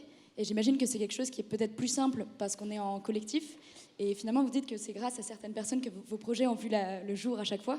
Mais est-ce que finalement, c'est pas plutôt lié au collectif, lié à toute cette image d'une communauté qui permet d'une part aux personnes de se sentir à l'aise en étant pris en photo et qui permet aussi à chaque fois de réussir? Il y a un peu des deux, parce que si tu regardes, au Bosquet, à Montfermeil, on avait le fond vert, mais il était dans la rue. Donc quand tu posais devant tout le monde, puisque tout le monde passait par là et regardait. Donc il y a des gens que ça a freiné, qui disaient, non, on a eu du mal à avoir des dames âgées ou des parents. Ils n'osaient pas venir parce qu'ils ne voulaient pas se mettre en scène devant les autres. Donc d'ailleurs, quand j'ai continué à faire ces fresques, on l'a fait ensuite dans des studios fermés, mais dans des camions. On arrivait avec un camion, on garait le camion et tout le studio était à l'intérieur, ce qui permettait aux gens de se sentir beaucoup plus libres. Mais le collectif, il est important dans le sens où, comme dans ces endroits-là, j'ai pas l'autorisation en fait, puisque les projets on les monte de A à Z. Souvent, c'est ce qui aide parce que c'est les gens qui donnent l'autorisation. Donc pour moi, en fait, j'ai pas l'impression de travailler dans l'illégalité, puisqu'en fait, si quelqu'un ne veut pas que le projet se passe, il ne se passera pas puisque c'est les gens qui décident. Donc en fait, c'est comme si je faisais un mini-référendum à chaque fois. Quand je collais dans tous ces pays, dans les favelas, au Kenya, au Libéria, où ils n'ont aucune idée de qui je suis, de ce que je fais. Et à un moment, c'était à eux de décider si oui ou non, il n'y a même pas de police dans ces endroits-là. Donc ils disent si oui ou non, ça doit exister sur les murs.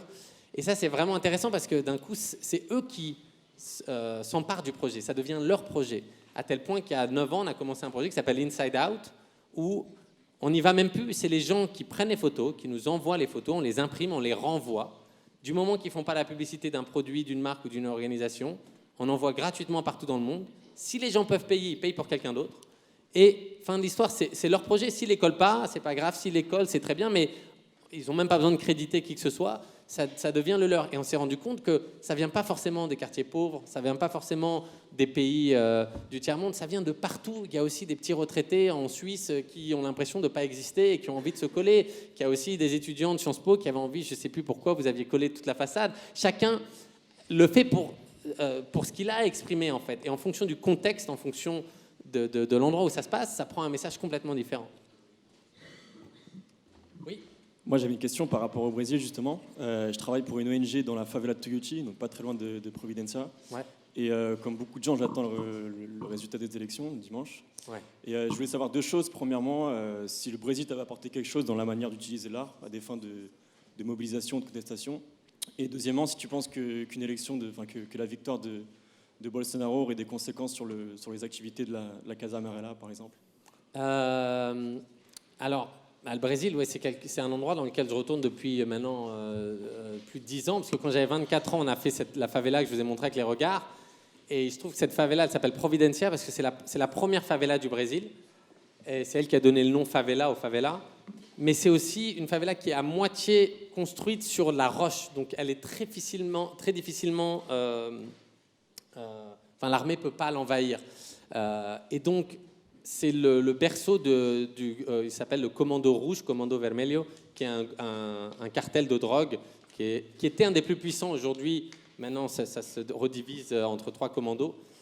Et donc, c'était leur maison mère. Donc, ils n'ont jamais laissé aucune ONG s'introduire dans la favela. Il n'y a jamais eu d'école, il n'y a jamais eu de projet. Il se trouve que quand on a recouvert toute la favela, d'ici, c'était juste une favela, mais du Brésil, les gens ont dit comment c'est possible dans cette favela, sachant que c'est le quartier général d'un des groupes les plus violents. Et en fait, il y a plein de gens sur place qui m'ont dit si les trafiquants t'ont laissé faire ça, tu devrais essayer d'ouvrir une école. Et moi, j'avais 24 ans, je dis mais qu'est-ce que tu veux que j'ouvre une école? Je ne sais même pas comment déjà louer une voiture ou faire ci ou faire ça, payer des amendes et des trucs. Il me dit non, mais c'est simple.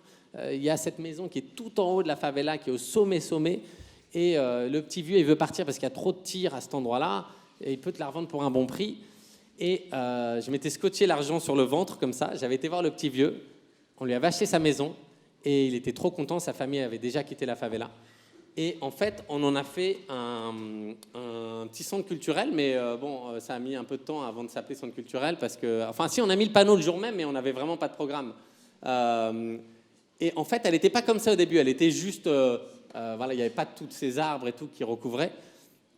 Mais il se trouve que sur les années, on a monté ce petit projet qui était de faire une école pour les enfants avec qui voudrait bien venir enseigner là-bas, parce que c'est le vrai problème de gens qui acceptent de venir monter dans la favela, comme il n'y avait aucun tourisme ou aucune personne extérieure qui montait là-bas. Et petit à petit, à force il y a des artistes qui sont venus faire des workshops, et puis on a commencé à avoir un programme, et puis d'un coup ça s'arrêtait pendant 6 mois parce qu'il y avait la guerre, et puis d'un coup ça reprenait. Et il y a 2 ans, il y a quelqu'un qui m'a dit, d'ailleurs c'est intéressant, il y a 10 ans quand on l'a fait, la favela, donc l'image que je vous ai montrée tout à l'heure, a tellement été publiée que le maire de Rio a dû changer sa politique en face de la favela, et a envoyé les camions poubelles, et a commencé à refaire l'électricité. C'était intéressant parce que je l'ai rencontré 3 ans plus tard, et il m'a dit qu'en fait, il m'a dit espèce de salaud, à cause de toi, ça m'a coûté une fortune. Et je dis mais comment ça, vous êtes au courant du projet? Il m'a dit tu crois quoi? C'était sur tous les journaux. Nous, c'est action-réaction. On a vu ça. On a dû montrer qu'on faisait des choses pour cette favela. Et donc jamais je pensais que ces images-là, elles avaient un impact en fait. Et il y a eu un moment où elle a failli être rasée parce qu'ils ont voulu monter, tu as dû le voir dans d'autres favelas, des téléphériques. Alors, c'est des projets qui coûtent des millions pour monter. Ça paraît super comme ça, super, avec un téléphérique, on peut se retrouver en haut de la favela. Sauf que cette favela, elle n'a pas été désarmée. Donc en fait, le téléphérique est là, il a coûté des millions. Il a d'ailleurs failli se retrouver à cet endroit-là, parce que le téléphérique devait aller au sommet, et ça c'est le sommet. Et en fait, moi, j'avais déjà abandonné. Je dis, putain, j'ai même pas eu l'autorisation de faire tout ça. Je suis raccordé à l'électricité et à l'eau comme tout le monde illégalement. Je peux pas me faire un dossier pour me battre pour la maison. Et en fait, c'est les gens qui se sont battus. Ils ont fait un inside out. Ils ont collé les photos de toutes les maisons qui allaient être détruites à cause du téléphérique. Ça a été en une du journal, l'équivalent du Monde là-bas, qui s'appelle Globo. Et la ville a dû changer l'endroit de l'arrivée du téléphérique. Maintenant, il arrive plus bas. Et on a pu garder la maison. Et il se trouve que le téléphérique ne marche jamais parce que les jeunes tirent dessus, ce qui permet de bloquer le téléphérique pour éviter que la police monte à travers le téléphérique, etc. Donc il ne fonctionne jamais. Et nous, on a transformé cette maison en une espèce de folie, comme si le bois avait traversé les fenêtres et autres, parce qu'un des chefs des trafiquants n'était pas aussi sympa que les précédents. Et on m'avait dit, tu sais, lui, il est un peu fou, il descend des gens comme ça à la volée, et ça se trouve, il pourrait venir demain et dire, cette maison, elle est super, il la prend. Et je me suis dit, comment on peut se protéger de ça? Et en fait, on a fait de la maison la plus biscornue de la favela, c'est-à-dire que les trafiquants nous regardaient, on construisait ça, et ils se demandaient, mais qu'est-ce qu'ils font? Mais pourquoi ils font ça? Et on sortait des branches, et on se raccordait, tout s'allume, c'est clair. Et en fait, c'était tellement devenu une espèce d'œuvre d'art qu'ils se seraient sentis cons d'aller la prendre et de s'en servir comme camp de base. Et on a tellement aimé qu'on a continué, donc ça c'est à l'intérieur, vous voyez, c'est vraiment un micro-projet. Mais on a construit une lune au-dessus de la maison, donc ces 2 piliers traversent la maison sur 4 étages, et ça c'est le point le plus haut dans la ville, on le voit de partout à Rio, mais en fait on n'a jamais eu l'autorisation de la ville parce qu'on n'a jamais demandé. Mais j'avais vu sur internet, et quand je prends l'avion, on voit qu'en haut des bâtiments on met des petites lumières comme ça pour les avions, pour les prévenir. Donc vous voyez, j'ai pris les devants et j'ai mis ma petite lumière aussi. Donc quelque part, je suis responsable. Mais elle est en pare-balles. Alors ça, je ne le dis pas là-bas, mais on l'a fait en pare-balles parce que l'ingénieur qui nous a aidé à la construire, elle a dit, moi, je veux bien. Si des mecs... parce que les trafiquants ne nous ont pas laissé venir avec des camionnettes, etc. Donc on a tout porté. Et il y avait 50 hommes qui venaient tous les jours porter pour monter là-haut. Et elle a été construite. Et en fait, grâce à cette lune, où l'intérieur, elle ressemble à... est-ce qu'on la voit? Elle ressemble à ça. Et en fait, c'est une chambre dans laquelle vous pouvez dormir, et on dit aux artistes, aux profs, à n'importe qui, si vous venez donner des cours aux enfants, vous avez le droit de dormir là-haut. Et en fait, elle n'est accessible que par les gens de la favela et les profs qui viennent. Et donc, on n'a jamais fait monter de caméra, jamais de journalistes, jamais... La ville, un jour, est montée pour voir si ça n'allait pas s'effondrer. Et en fait, mais ils n'avaient aucune juridiction. C'était fascinant, parce que moi, je croyais qu'ils allaient me dire, mais vous êtes fous, vous avez construit dans le ciel, quel droit de propriété, etc. Et en fait... on n'a jamais demandé à personne, et maintenant elle est là, et le mec m'a garanti que la maison s'effondrerait avant la lune parce que c'est des piliers tellement forts qu'il a traversé tous les étages de la maison jusqu'au sous-sol. Donc d'un coup, si vous êtes dans la cuisine, il y a un poteau là, si vous êtes dans le lit, vous devez vous tordre comme ça, parce qu'on n'a pas choisi, quoi, ça allait tout droit. Et ils ont été jusque dans la roche. Mais pour répondre à ta question, la chance et la malchance de cette favela, c'est que comme on est en autarcie complète, vu qu'il n'y a pas d'étrangers qui montent, et que c'est toujours ce même gang qui dirige, bizarrement, quand toutes les favelas en ce moment, c'est la guerre partout, et les ONG sont obligées de fermer et tout, nous, en fait, on n'a jamais eu autant de programmes et de cours, etc. Parce que j'avais même fait monter la maire de Paris, ou alors Sacha Baron Cohen, ou des gens comme ça, ils sont venus, parce qu'une fois qu'on passe le barrage des trafiquants, à l'intérieur, c'est beaucoup plus calme parce qu'il n'y a pas d'invasion. Les seules invasions qu'il peut y avoir, c'est si l'armée monte avec des tanks, mais ceux-là, ils nous préviennent à l'avance, donc on peut rentrer à l'intérieur des maisons. Et en fait, depuis, on continue de tourner à fond.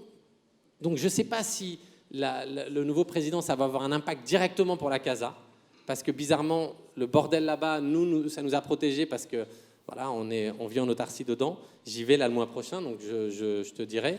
Mais en tout cas, c'est triste ce qui se passe là-bas, parce que au moment de la Coupe du Monde, etc., tout allait vers le haut, tout était en train de prendre, il y avait une énergie incroyable. Et de voir ça retomber et s'essouffler, c'est assez triste.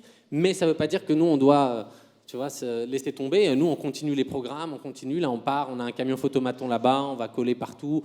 Et au final, tant qu'on peut faire venir des artistes, tant qu'il y a des gens qui veulent bien venir donner des cours et qui viennent dormir là-haut dans la lune, ça continue.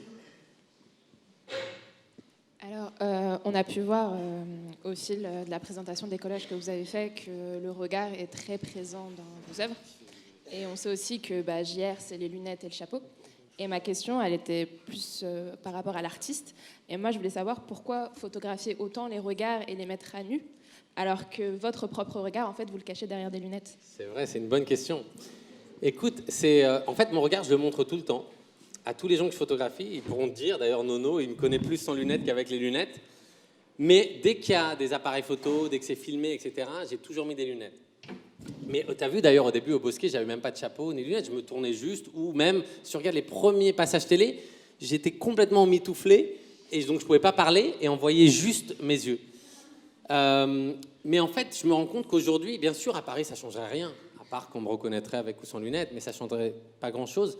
Le truc, c'est que ce que j'ai fait au Mexique, quand j'ai repassé, par exemple, la frontière la deuxième fois, quand on est revenu après pour faire la table, le garde-frontière m'a reposé les mêmes questions. Il m'a dit vous êtes pourquoi? Quel est votre métier? Et souvent, je mens pas là-dessus, je dis je suis photographe. Ah, photographe, vous avez vu la photo du gamin là-bas? Je dis la photo, ah oui, j'en ai entendu parler, bien sûr, oui, c'était sur Internet. Ah oui, non, mais c'est pas loin, vous devriez aller la voir. Je dis non, vous l'avez vu, vous? Il dit non, j'ai pas eu le temps, mais tout le monde en parle, les gens passent ici pour aller la voir. Je dis ah bon? Et puis il regarde mon passeport, comme ça, il me dit c'est un Français qui l'a fait, non? Je sais pas. Ouais. Bon, allez, bonne journée à vous, monsieur. Et je suis passé. Et en fait, s'il avait scanné le passeport, il avait vu, peut-être j'aurais été embêté, peut-être pas. Dans plein d'endroits, comme en Turquie, où la police a arrêté tous les collages qu'on était en train de faire, a commencé à porter plainte, et on a dû payer les amendes par la société d'échafaudage à qui on avait pris les nacelles. Et ce qui est marrant, c'est qu'un jour, les policiers ont repeint un collage que j'adorais en centre-ville sur une vieille pierre, et j'ai posté ça sur Instagram en disant avant que la police repeigne, après que la police repeigne. Et ça a tellement été retweeté en Turquie que la mairie s'est excusée publiquement, a arrêté de recouvrir les collages et m'a demandé de venir recoller le collage. Et c'est là où j'ai dit non, je reviens pas. J'ai envoyé à des amis sur place le rouleau en disant il sera recollé, mais il n'y aura pas d'inauguration. Ils disaient non, on veut que vous soyez là et qu'on puisse parler et se serrer la main devant le collage. Et c'est là où j'ai dit non. Et en fait, ça me permet ça. Alors pour combien de temps, je ne sais pas encore. Mais je t'assure que quand je me rase, quand j'enlève mon chapeau et mes lunettes, je passe à côté de personnes qui me connaissent très bien et qui ne me reconnaissent pas. Ce matin, j'étais à Gare Saint-Lazare sans chapeau et lunettes en train de photographier l'œil. À côté de moi, il y avait 5 personnes qui prenaient des photos parce qu'on vient de révéler des regards là, qui vont y avoir un peu partout dans Paris. Et puis je parlais avec eux de tout, de rien, je vais vous prendre votre cadre, c'est pas mal de là où vous êtes. Et puis à aucun moment les gens savaient que c'était une photo que j'avais prise. Donc pour l'instant ça me sert encore malheureusement parce que si une photo était publiée ici, vu que tout va sur Internet, ça veut dire qu'à un autre endroit je pourrais être inquiété. Donc grâce à ça j'ai pu rentrer en Corée du Nord, il y a des endroits où je me suis fait arrêter où je peux plus rentrer. Dans certains pays, mais dans d'autres, s'ils ne croisent pas leurs fichiers, je suis tranquille. Oui, non, oui. Oui, bonjour. Moi, en fait, je voulais vous parler du projet Inside Out que vous aviez fait en Tunisie en particulier. Ouais. Parce que moi, j'avais suivi ça et c'est comme ça que j'avais découvert ce que vous faisiez. En fait, en cours, on me l'avait fait faire. Et j'avais trouvé ça super intéressant. Je voulais juste savoir comment est-ce que les autorités tunisiennes, surtout dans le contexte dans lequel c'était, donc pendant le printemps arabe, comment est-ce que vous avez géré avec eux, s'il y a eu besoin de gérer avec eux, et où est-ce qu'il en est actuellement le projet? Ça, c'est une question intéressante. En fait, quand j'ai lancé ce projet, je vous ai expliqué qu'il s'appelle Inside Out, où on envoie les photos aux gens qui les ont prises. Il se trouve qu'il y a des centaines de personnes en Tunisie qui avaient pris des portraits de gens, de tout le monde, de toute origine, et qui me les avaient envoyés, on les avait imprimés, et c'était vraiment au moment où on lançait le projet. Donc on s'est dit, c'est dingue qu'il y ait ça en Tunisie. Ah mais oui, mais c'est le printemps arabe, c'est la révolution là-bas, ils veulent les coller. Et donc on a contacté les gens qui nous avaient envoyés par le site, et on a dit, c'est quoi votre idée? Ils disent, nous on veut recouvrir tous les portraits de Ben Ali, le dictateur, par les photos des gens. On a dit, c'est génial. Et j'ai dit, écoutez, on vous a imprimé vos photos. Au lieu de vous les envoyer, est-ce que je peux venir en qualité d'observateur pour voir, mais ça serait génial, viens. Je dis, je veux pas coller, je veux vraiment observer, c'est votre projet.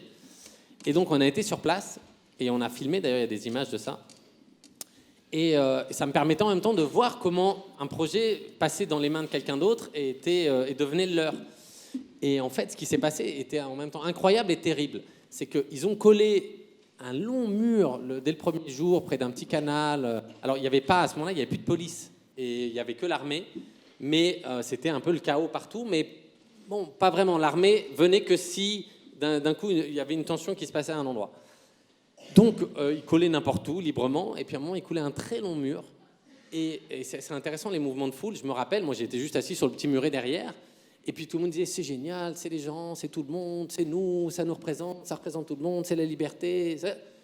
Et d'un coup, il y avait vraiment une centaine de personnes, et il y a une dame qui vient, qui avait, je sais pas, 65, 70 ans, avec 2 autres personnes un peu plus jeunes, et qui regarde et qui dit, qu'est-ce que c'est? Qui sont ces visages? Alors, moi, je vois ça de loin comme ça, mais bon, c'est quelqu'un qui va poser des questions, ils vont discuter, et puis elle commence à crier plus fort et plus fort. Elle dit, mais qui c'est? Qui sont ces gens? Est-ce que c'est les nouveaux dictateurs? Et ça, alors, les jeunes leur disent, non, mais détends-toi, c'est nous, c'est les gens, j'ai pris les photos, moi je suis d'ici, etc. Et puis le ton monte, le ton monte, le ton monte. Et je sais vraiment, encore aujourd'hui, je ne sais pas comment vous expliquer, ça a retourné tout le monde d'un coup. Et les gens ont commencé à déchirer les photos. Et d'un coup, vraiment, moi, dans ma tête, quand je regarde, il y a des images de ça. J'ai l'impression que d'un coup, il y a une espèce de tempête qui est arrivée. Et les gens ont commencé à déchirer, à crier, ensuite à retourner des voitures. Et ça a commencé à devenir le chaos total. On a dû partir. Et les 7 ou 8 Tunisiens qui collaient, à ce moment-là, il y avait des hommes et des femmes, étaient très choqués. Donc on s'est retrouvés dans un café. Et j'ai parlé avec eux et j'ai dit, écoutez, je me suis déjà retrouvé dans des situations compliquées, mais à parcourir, j'ai jamais vu quelque chose comme ça. Et ils étaient vraiment choqués parce qu'il y en a qui avaient failli recevoir une pierre. Et j'aurais dit, écoutez, peut-être en fait l'idée, c'est qu'il faudrait peut-être que vous ayez collier la nuit. Et la nuit, comme ça, il n'y a personne. Et comme ça, les gens se réveillent et puis c'est plus tranquille parce qu'au final, les gens qui étaient là au début avaient compris.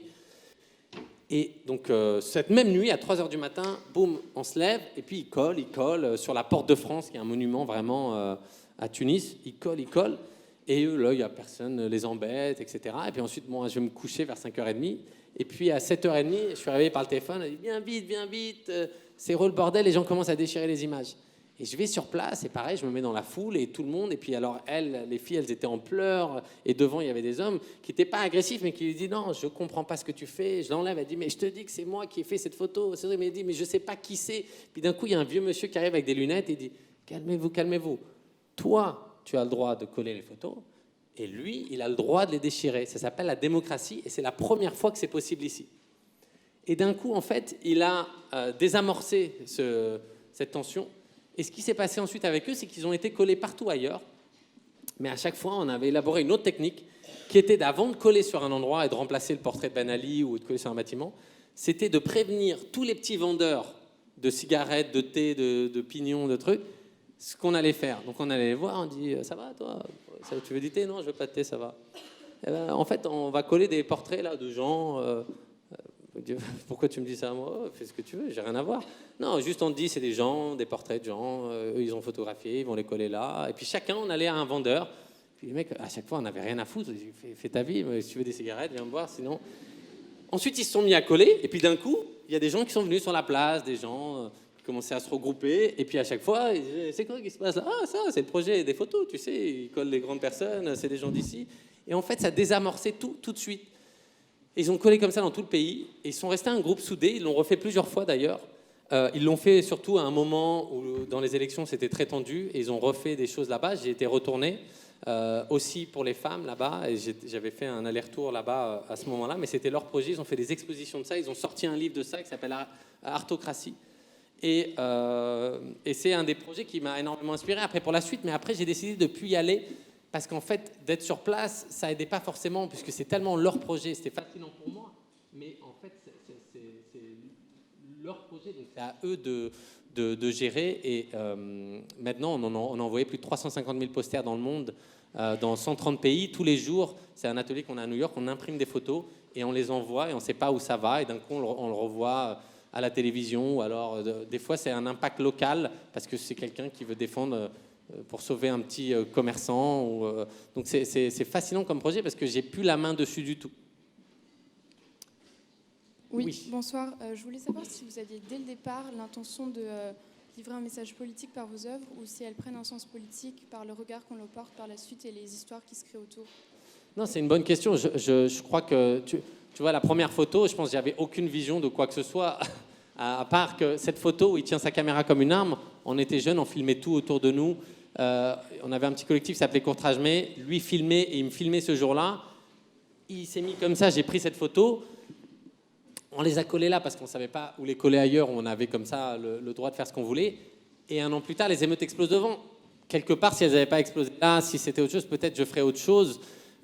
Disons que ça a forgé mon regard et ma position. Ce qui est sûr, c'est que très vite, je me suis rendu compte que le message pourrait changer et pourrait être mal perçu, ou perçu différemment en tout cas, si je te parlais de la même chose en disant que ça a été sponsorisé par Coca-Cola, ça c'est la fondation Louis Vuitton, ça c'est la fondation L'Oréal, ça c'est Nike, ça c'est... Et en fait, très vite, je me suis dit, bah non, ça perdrait de son sens. Et beaucoup de fois, j'ai été approché par des marques qui voulaient récupérer ça, et c'est devenu quelque chose de premier dans mon travail, que des gens remarquent ou pas, c'est pas grave puisque c'est pas écrit, mais quand vous allez voir une expo à la Maison Européenne de la Photo, il n'y aura pas c'est sponsorisé par la fondation, je sais pas moi, Absolute Vodka ou autre. Bah, au début c'était des marques directement, aujourd'hui c'est les fondations. Ce que je veux dire, c'est que je veux pas lier les gens qui ont participé, qui ont voulu participer pour leur message à un autre message qui est commercial.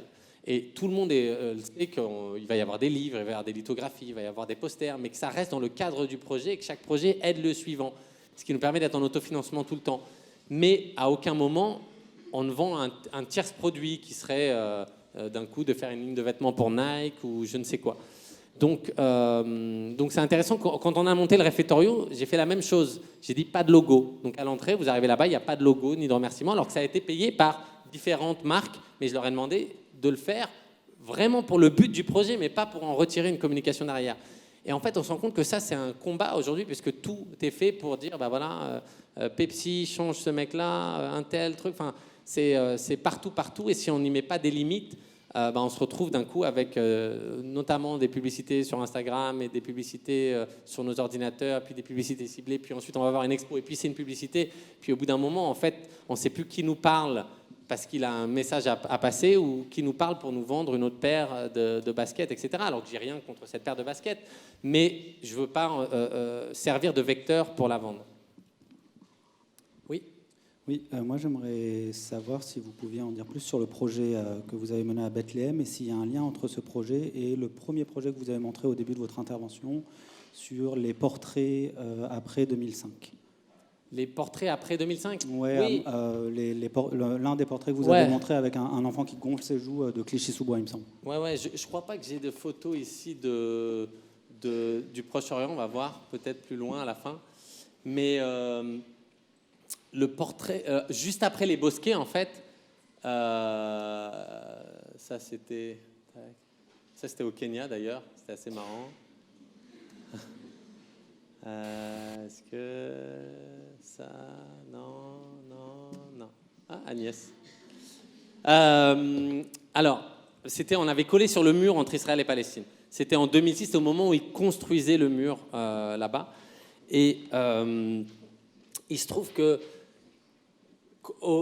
à Montfermeil, on parlait tous les jours mais comme partout, de ce qui se passait au Proche-Orient. Mais on se rendait compte qu'aucun de nous n'avait ni été là-bas, ni connaissait quelqu'un sur place. Mais chacun avait une idée arrêtée. Et je me suis dit, c'est un peu comme entre les banlieues et Paris, comment on se voit à travers les médias, mais comment chacun s'imagine le pire de l'autre. Et c'est comme ça qu'était né ce projet. Et j'avais voulu partir avec un ami qui s'appelle Marco. On avait été photographier des gens qui faisaient le même métier des deux côtés. De taxis, d'étudiants, de professeurs, de gardes de sécurité d'université, mais de chaque côté, en Israël et en Palestine. Et ensuite, on les avait collés à côté. Les gens pensent que c'était les uns d'un côté, les autres de l'autre, mais c'était toujours les deux à côté, face to face. Et donc, ça avait été fait sans autorisation. Donc, en fait, au début, le premier jour, on s'est fait arrêter, expulser du pays. Mais en fait, on n'a pas respecté l'éviction, l'expulsion. Et on est resté, parce qu'en fait, c'est marrant, ils m'ont arrêté, ils m'ont déporté de l'armée à la police. La police m'a emmené dans les territoires et m'a fait un bond d'expulsion sous 12 jours. Et en fait, moi, je suis ressorti de là et j'ai dû faire du stop pour essayer de rejoindre les autres. Et j'ai dit, bah non, en fait, c'est pas eux qui me mettent dans un avion, je suis censé, moi, partir. Et donc, on a rejoint les autres et on s'est dit, allez, on colle tout on avait loué une voiture, chacun avait payé son billet. On s'est dit, on peut pas s'arrêter là. Et à partir de là, on a commencé à demander aux gens, aidez-nous, on voudrait coller là, on voudrait coller ici, on voudrait coller là. Et on n'a plus jamais été embêtés. Et sur le mur, quand on a côté palestinien, on ne s'est pas fait arrêter parce qu'il y a pas, les mecs sont dans les miradors, donc il n'y a pas de ronde. Mais de l'autre côté, on avait prévenu la presse, qui fait que, comme le côté palestinien était déjà en une de Libération, du Financial Times, de machin, Quand on est arrivé de l'autre côté, il y avait des médias partout.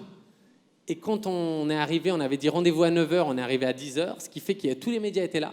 On a attendu qu'il y ait une patrouille qui passe, on a sauté sur le mur, on a mis l'échelle, on a commencé à coller une bande, des 150 bandes, donc on n'aurait jamais eu le temps de le faire. Une patrouille est arrivée tout de suite sur nous, sauf que souvent dans ces patrouilles, c'est des jeunes en fait qui font leur service militaire.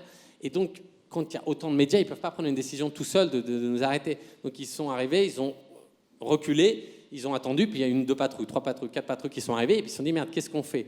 Ils sont en train de coller des images, on sait ce que ça va donner, puisqu'on l'a vu de l'autre côté, dans les médias. Est-ce qu'on les arrête et ça fait un gros bordel médiatique, ou est-ce qu'on les laisse faire? Et ils nous ont laissé faire. Et après, dans les villes, on l'a fait par contre en grimpant sur les toits des uns des autres. Et donc ce projet-là, c'était mon premier projet à l'étranger d'ailleurs. C'était mon premier projet tout court à l'étranger. Et ensuite, le projet Inside Out, donc d'envoyer les portraits aux gens, lui s'est baladé partout là-bas, en Israël et en Palestine, et les gens ont collé à Naplouse, à Bethléem encore, et dans plein d'endroits. Donc c'est quelque part un endroit avec lequel j'ai gardé un lien, mais où il n'est pas un centre culturel comme au Brésil, ou un endroit comme au Bosquet où on continue des activités. Oui. Bonjour. Bonjour. Alors moi, je voulais savoir pourquoi est-ce que vous avez décidé de faire un film avec Agnès Varda plutôt que de continuer à faire de la photo? Ah, c'est vrai. Il y a de la photo dans le film. Non, en fait, on s'est rencontrés avec Agnès il y a 3 ans. Et on s'est vraiment vu un lundi comme ça, parce que sa fille voulait qu'on se rencontre. Et une amie nous a mis en contact. Je suis passé chez elle un soir en me disant, je vais rencontrer Agnès Varda, c'est super. Et on a pris un petit thé. Elle m'a montré ses photos. Et puis ensuite, je lui ai dit, si tu veux venir voir mon atelier. Donc le lendemain, elle est venue à l'atelier. Et en fait, on s'est rendu compte, si on ne trouvait pas quelque chose, on allait plus se revoir. Mais on avait eu un petit coup de foudre. On s'était dit, tiens, on s'aime bien, mais on ne sait pas pourquoi. Et en fait, on ne s'est jamais croisés de nos vies. On connaît le travail l'un de l'autre. Mais si on se dit au revoir là, on ne se reverra peut-être jamais. Donc on s'est dit, viens, pourquoi on ne se verrait pas? Et on réfléchit à quelque chose à faire ensemble. Donc le surlendemain, donc le mercredi, on s'est vus. Et on a commencé à parler et à dire, tiens, pourquoi on ne ferait pas un petit film d'1 minute? Et puis ce film est devenu un film de 5 minutes. Puis on n'a jamais eu d'idée précise de ce que ça allait être. On ne s'est jamais dit, ça va être un film, où il va se passer ci, où il va se passer ça. Et en fait, on a vraiment travaillé pendant 7-8 mois comme ça, sans se dire ni l'un ni l'autre que ça allait être un film de cinéma, et sans savoir ce que ça allait devenir. Et au bout de 9-10 mois, on a commencé à se regarder, à se dire, c'est vrai que quand même, là, on est en train de faire quelque chose. Il y a des gens qui nous ont aidés par Internet. Il y a maintenant des petits producteurs qui mettent un peu d'argent par-ci, par-là. Mais personne ne voulait nous payer le film parce qu'il n'y avait pas de but au film. Et vraiment, on n'avait pas de pitch. Mais elle aimait bien, elle voit plus clair. Elle perdait la vue petit à petit. Et elle aimait bien que j'agrandisse les images pour elle, pour qu'elle emmagasine le plus d'images avant qu'elle devienne aveugle. Et en fait, c'est ce qu'on a fait. On partait sur la route. Elle me dit, j'aimerais bien agrandir lui en grand. Et puis moi, je l'agrandissais. Et puis on partait à un autre endroit. Et c'était vraiment quelque chose qui avait l'air comme ça de très personnel entre elle et moi. Et puis finalement, qui s'est retrouvé être un miroir de nos campagnes, des rencontres qu'on a fait, des différentes personnes qui des fois la connaissaient, des fois me connaissaient, des fois connaissaient aucun de nous. Et on s'est retrouvés embarqués dans une aventure où on a appris en même temps à se connaître. Et dans le film, on le voit. En fait, on ne se connaissait pas et on apprend à se connaître en faisant ce film. Et aujourd'hui, là, je dormais chez elle avant-hier soir. On passe tout notre temps ensemble, on se FaceTime tous les jours. Je vois toujours que le haut de sa tête, parce qu'elle n'a pas compris que le FaceTime, il faut le tenir là. Mais j'entends sa voix quand même. Oui. Merci beaucoup d'être ici. Merci. J'avais une question sur le thème de l'immigration, qui semble être un fil rouge au travers de votre œuvre. Et je voulais savoir pourquoi est-ce que ce thème avait une telle résonance pour vous et quel était le message que vous souhaitiez adresser au monde en le mettant en avant.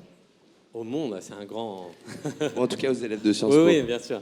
Moi, étant issu moi-même de l'immigration, mais de deuxième génération, moi je suis né en France, et ayant toujours grandi avec des gens de plein de cultures différentes, de plein d'origines, je me suis jamais senti plus français qu'autre chose. Je me suis toujours senti bien là où j'allais, et je suis tombé par hasard dans l'art, puisque j'avais personne dans ma famille qui était dans l'art, et je savais même pas qu'il y avait des écoles, qu'il y avait un métier pour être artiste, qu'il y avait des musées, des galeries. Pour moi, à 17 ans, quand j'avais collé mes petites photos sur les Champs-Élysées, qui étaient grandes comme ça, je pensais que ça y est, j'avais fait le tour de l'art, parce que j'avais exposé sur les Champs-Élysées. C'était pour vous dire à quel point j'étais vraiment... J'avais le seul, d'ailleurs, c'est un truc marrant, je me suis rappelé en repartant dans mes archives, le concours photo auquel j'ai jamais participé, pour essayer d'être dans une exposition, c'était à la Fnac des Halles. Parce que mon RER arrivait à Châtelet et il y avait une galerie à l'arrière de la Fnac. Et je me dis, en fait, quand on est connu, en fait, on doit exposer là. Et donc, j'avais travaillé pendant 6 mois sur mon petit dossier à essayer de trouver des manières de... J'avais volé beaucoup de papier photo d'ailleurs pour essayer d'imprimer mes photos, pour leur présenter un truc. Et ils me l'ont refusé. Et en fait, de là, je me suis dit, pourquoi je m'embête ? En fait, j'ai la rue, je vais continuer à exposer et à présenter mon travail comme ça. Et donc, ce thème-là, il a toujours été comme un fil central dans mes projets. Et d'ailleurs, souvent, il m'échappe. Je vous montre une dernière image. C'était en... celle... Hop, on revient encore un peu. Voilà. Vous voyez ce bateau-là, on a collé tous les conteneurs d'un des regards de femmes au Kenya. Il fait 350 mètres de long. Il y a 17 000 conteneurs au total dans le bateau, parce qu'il est très profond et des deux côtés. Et il m'avait laissé, j'avais fait avec les dockers du Havre, il m'avait laissé coller un regard d'une des femmes du Kenya avec l'idée qu'elle voyage. Et moi, je n'avais pas pu suivre le bateau parce que pour moi, le projet s'arrêtait là. J'ai collé le bateau doit partir. On n'avait pas de moyen de le suivre parce qu'il fallait aller en mer et le bateau allait jusqu'en Malaisie, s'arrêter à différents ports parce qu'il n'était bien sûr pas chargé de mes conteneurs. Nous, on s'était juste arrangé pour avoir la face, un des côtés du bateau pour pouvoir mettre des conteneurs à vide. Et il se trouve que le bateau en mer, quand il est passé vers les côtes libyennes, qui est le trajet de beaucoup de ces bateaux-là, est tombé sur la route d'un bateau de réfugiés qui était en détresse. Et dans cette loi qu'il y avait encore il y a 3 ans ou 2 ans, qui est la loi que le bateau le plus proche doit venir en secours du bateau en détresse. Et il se trouve que c'était ce bateau, le bateau le plus proche des migrants qui était à 250 sur une petite embarcation. Et c'est le capitaine qui m'a expliqué ça longtemps après, parce que je ne l'ai pas su en fait. Et en fait, eux ne pouvaient pas s'arrêter parce que c'est un énorme, c'est comme un bloc entier sur l'eau. Mais une tempête arrivait, donc la garde italienne les a forcés à s'arrêter un peu plus loin et ensuite à les remorquer et ensuite à les faire monter dans le bateau. Parce qu'en fait, d'arriver avec un énorme truc comme ça près d'un petit bateau, ça aurait pu le faire se retourner. Et il se trouve qu'on a découvert ensuite, et ça c'est l'assistante du capitaine, on avait gardé l'email au cas où on essayait de les rejoindre quelque part dans le monde, qui nous a dit « mais vous n'étiez pas au courant ?» Et en fait, personne ne nous avait dit. Et en fait, elle a pris ses photos et les gens sont rentrés à l'intérieur du bateau. On était déposés à Syracuse en Italie où le bateau allait plus se poser. Et c'est ensuite le Wall Street Journal qui avait fait un énorme truc là-dessus. Et pour raconter, retrouver les gens, etc. Et donc, c'est un sujet où même quand j'ai fait des installations et qu'elles partent, elles vont créer des histoires des fois qui me dépassent complètement parce que j'aurais jamais pu imaginer ça. Et j'ai travaillé aussi à Ellis Island et c'était fascinant parce que aujourd'hui, quel est Ellis Island d'aujourd'hui? Et j'ai été ensuite à Syracuse pour voir comment les gens arrivaient sur place, comment ils descendaient des bateaux, comment on les accueillait. Et en passant du temps dans les archives d'Ellis Island où 12 millions d'Américains, enfin d'étrangers sont arrivés en Amérique. Et aujourd'hui, les États-Unis ferment leurs portes à tout le monde. C'est intéressant ce qui se passe parce que quand on repart dans toute cette histoire, on voit même, même ce qui s'est passé pour nous à Marseille, etc. C'est un sujet, j'ai l'impression, sans fin. C'est un sujet, de toute façon, qui est là depuis toujours, qui fera toujours partie de notre histoire, la migration. C'est juste qu'on a une manière différente de la traiter. Et des fois, c'est parce qu'on oublie juste qui on a en face de nous, qui est la personne et pourquoi elle est partie. Et moi, je me rends compte au restaurant tous les soirs, c'est que même moi, je dois dire, je suis plus connecté des fois à des gens dans la favela où je connais toute leur histoire depuis 10 ans et j'ai dormi chez eux, ils ont dormi chez moi, etc. Mais je ne sais pas qui est là à Porte-de-la-Chapelle ou comme tout le monde, quand j'arrive à l'aéroport, je vois. Et avec ce restaurant-là, je les rencontre et je parle avec et d'un coup, je me rends compte des histoires. Je rencontre aussi des gens qui, eux, ont connu la pente douce en vivant en France, en étant des gens que j'aurais pu croiser, moi, dans mon univers. Et ça m'ouvre les yeux sur ces personnes, sur leur passage, leurs difficultés, comment ils se sentent reçus ici, comment ils voient. Je leur demande, mais comment tu nous vois, nous, les Français? Et souvent, c'est dur. Je me dis, mais comment on peut être perçu comme ça? Et en fait, on ne se rend pas compte de ce qui se passe la nuit quand on dort, des mecs qu'on dégage sous les ponts, sous les trucs. Et voilà, je pense que chacun de nous peut faire une mini-action, parce que ce restaurant-là, c'est vraiment une micro-action.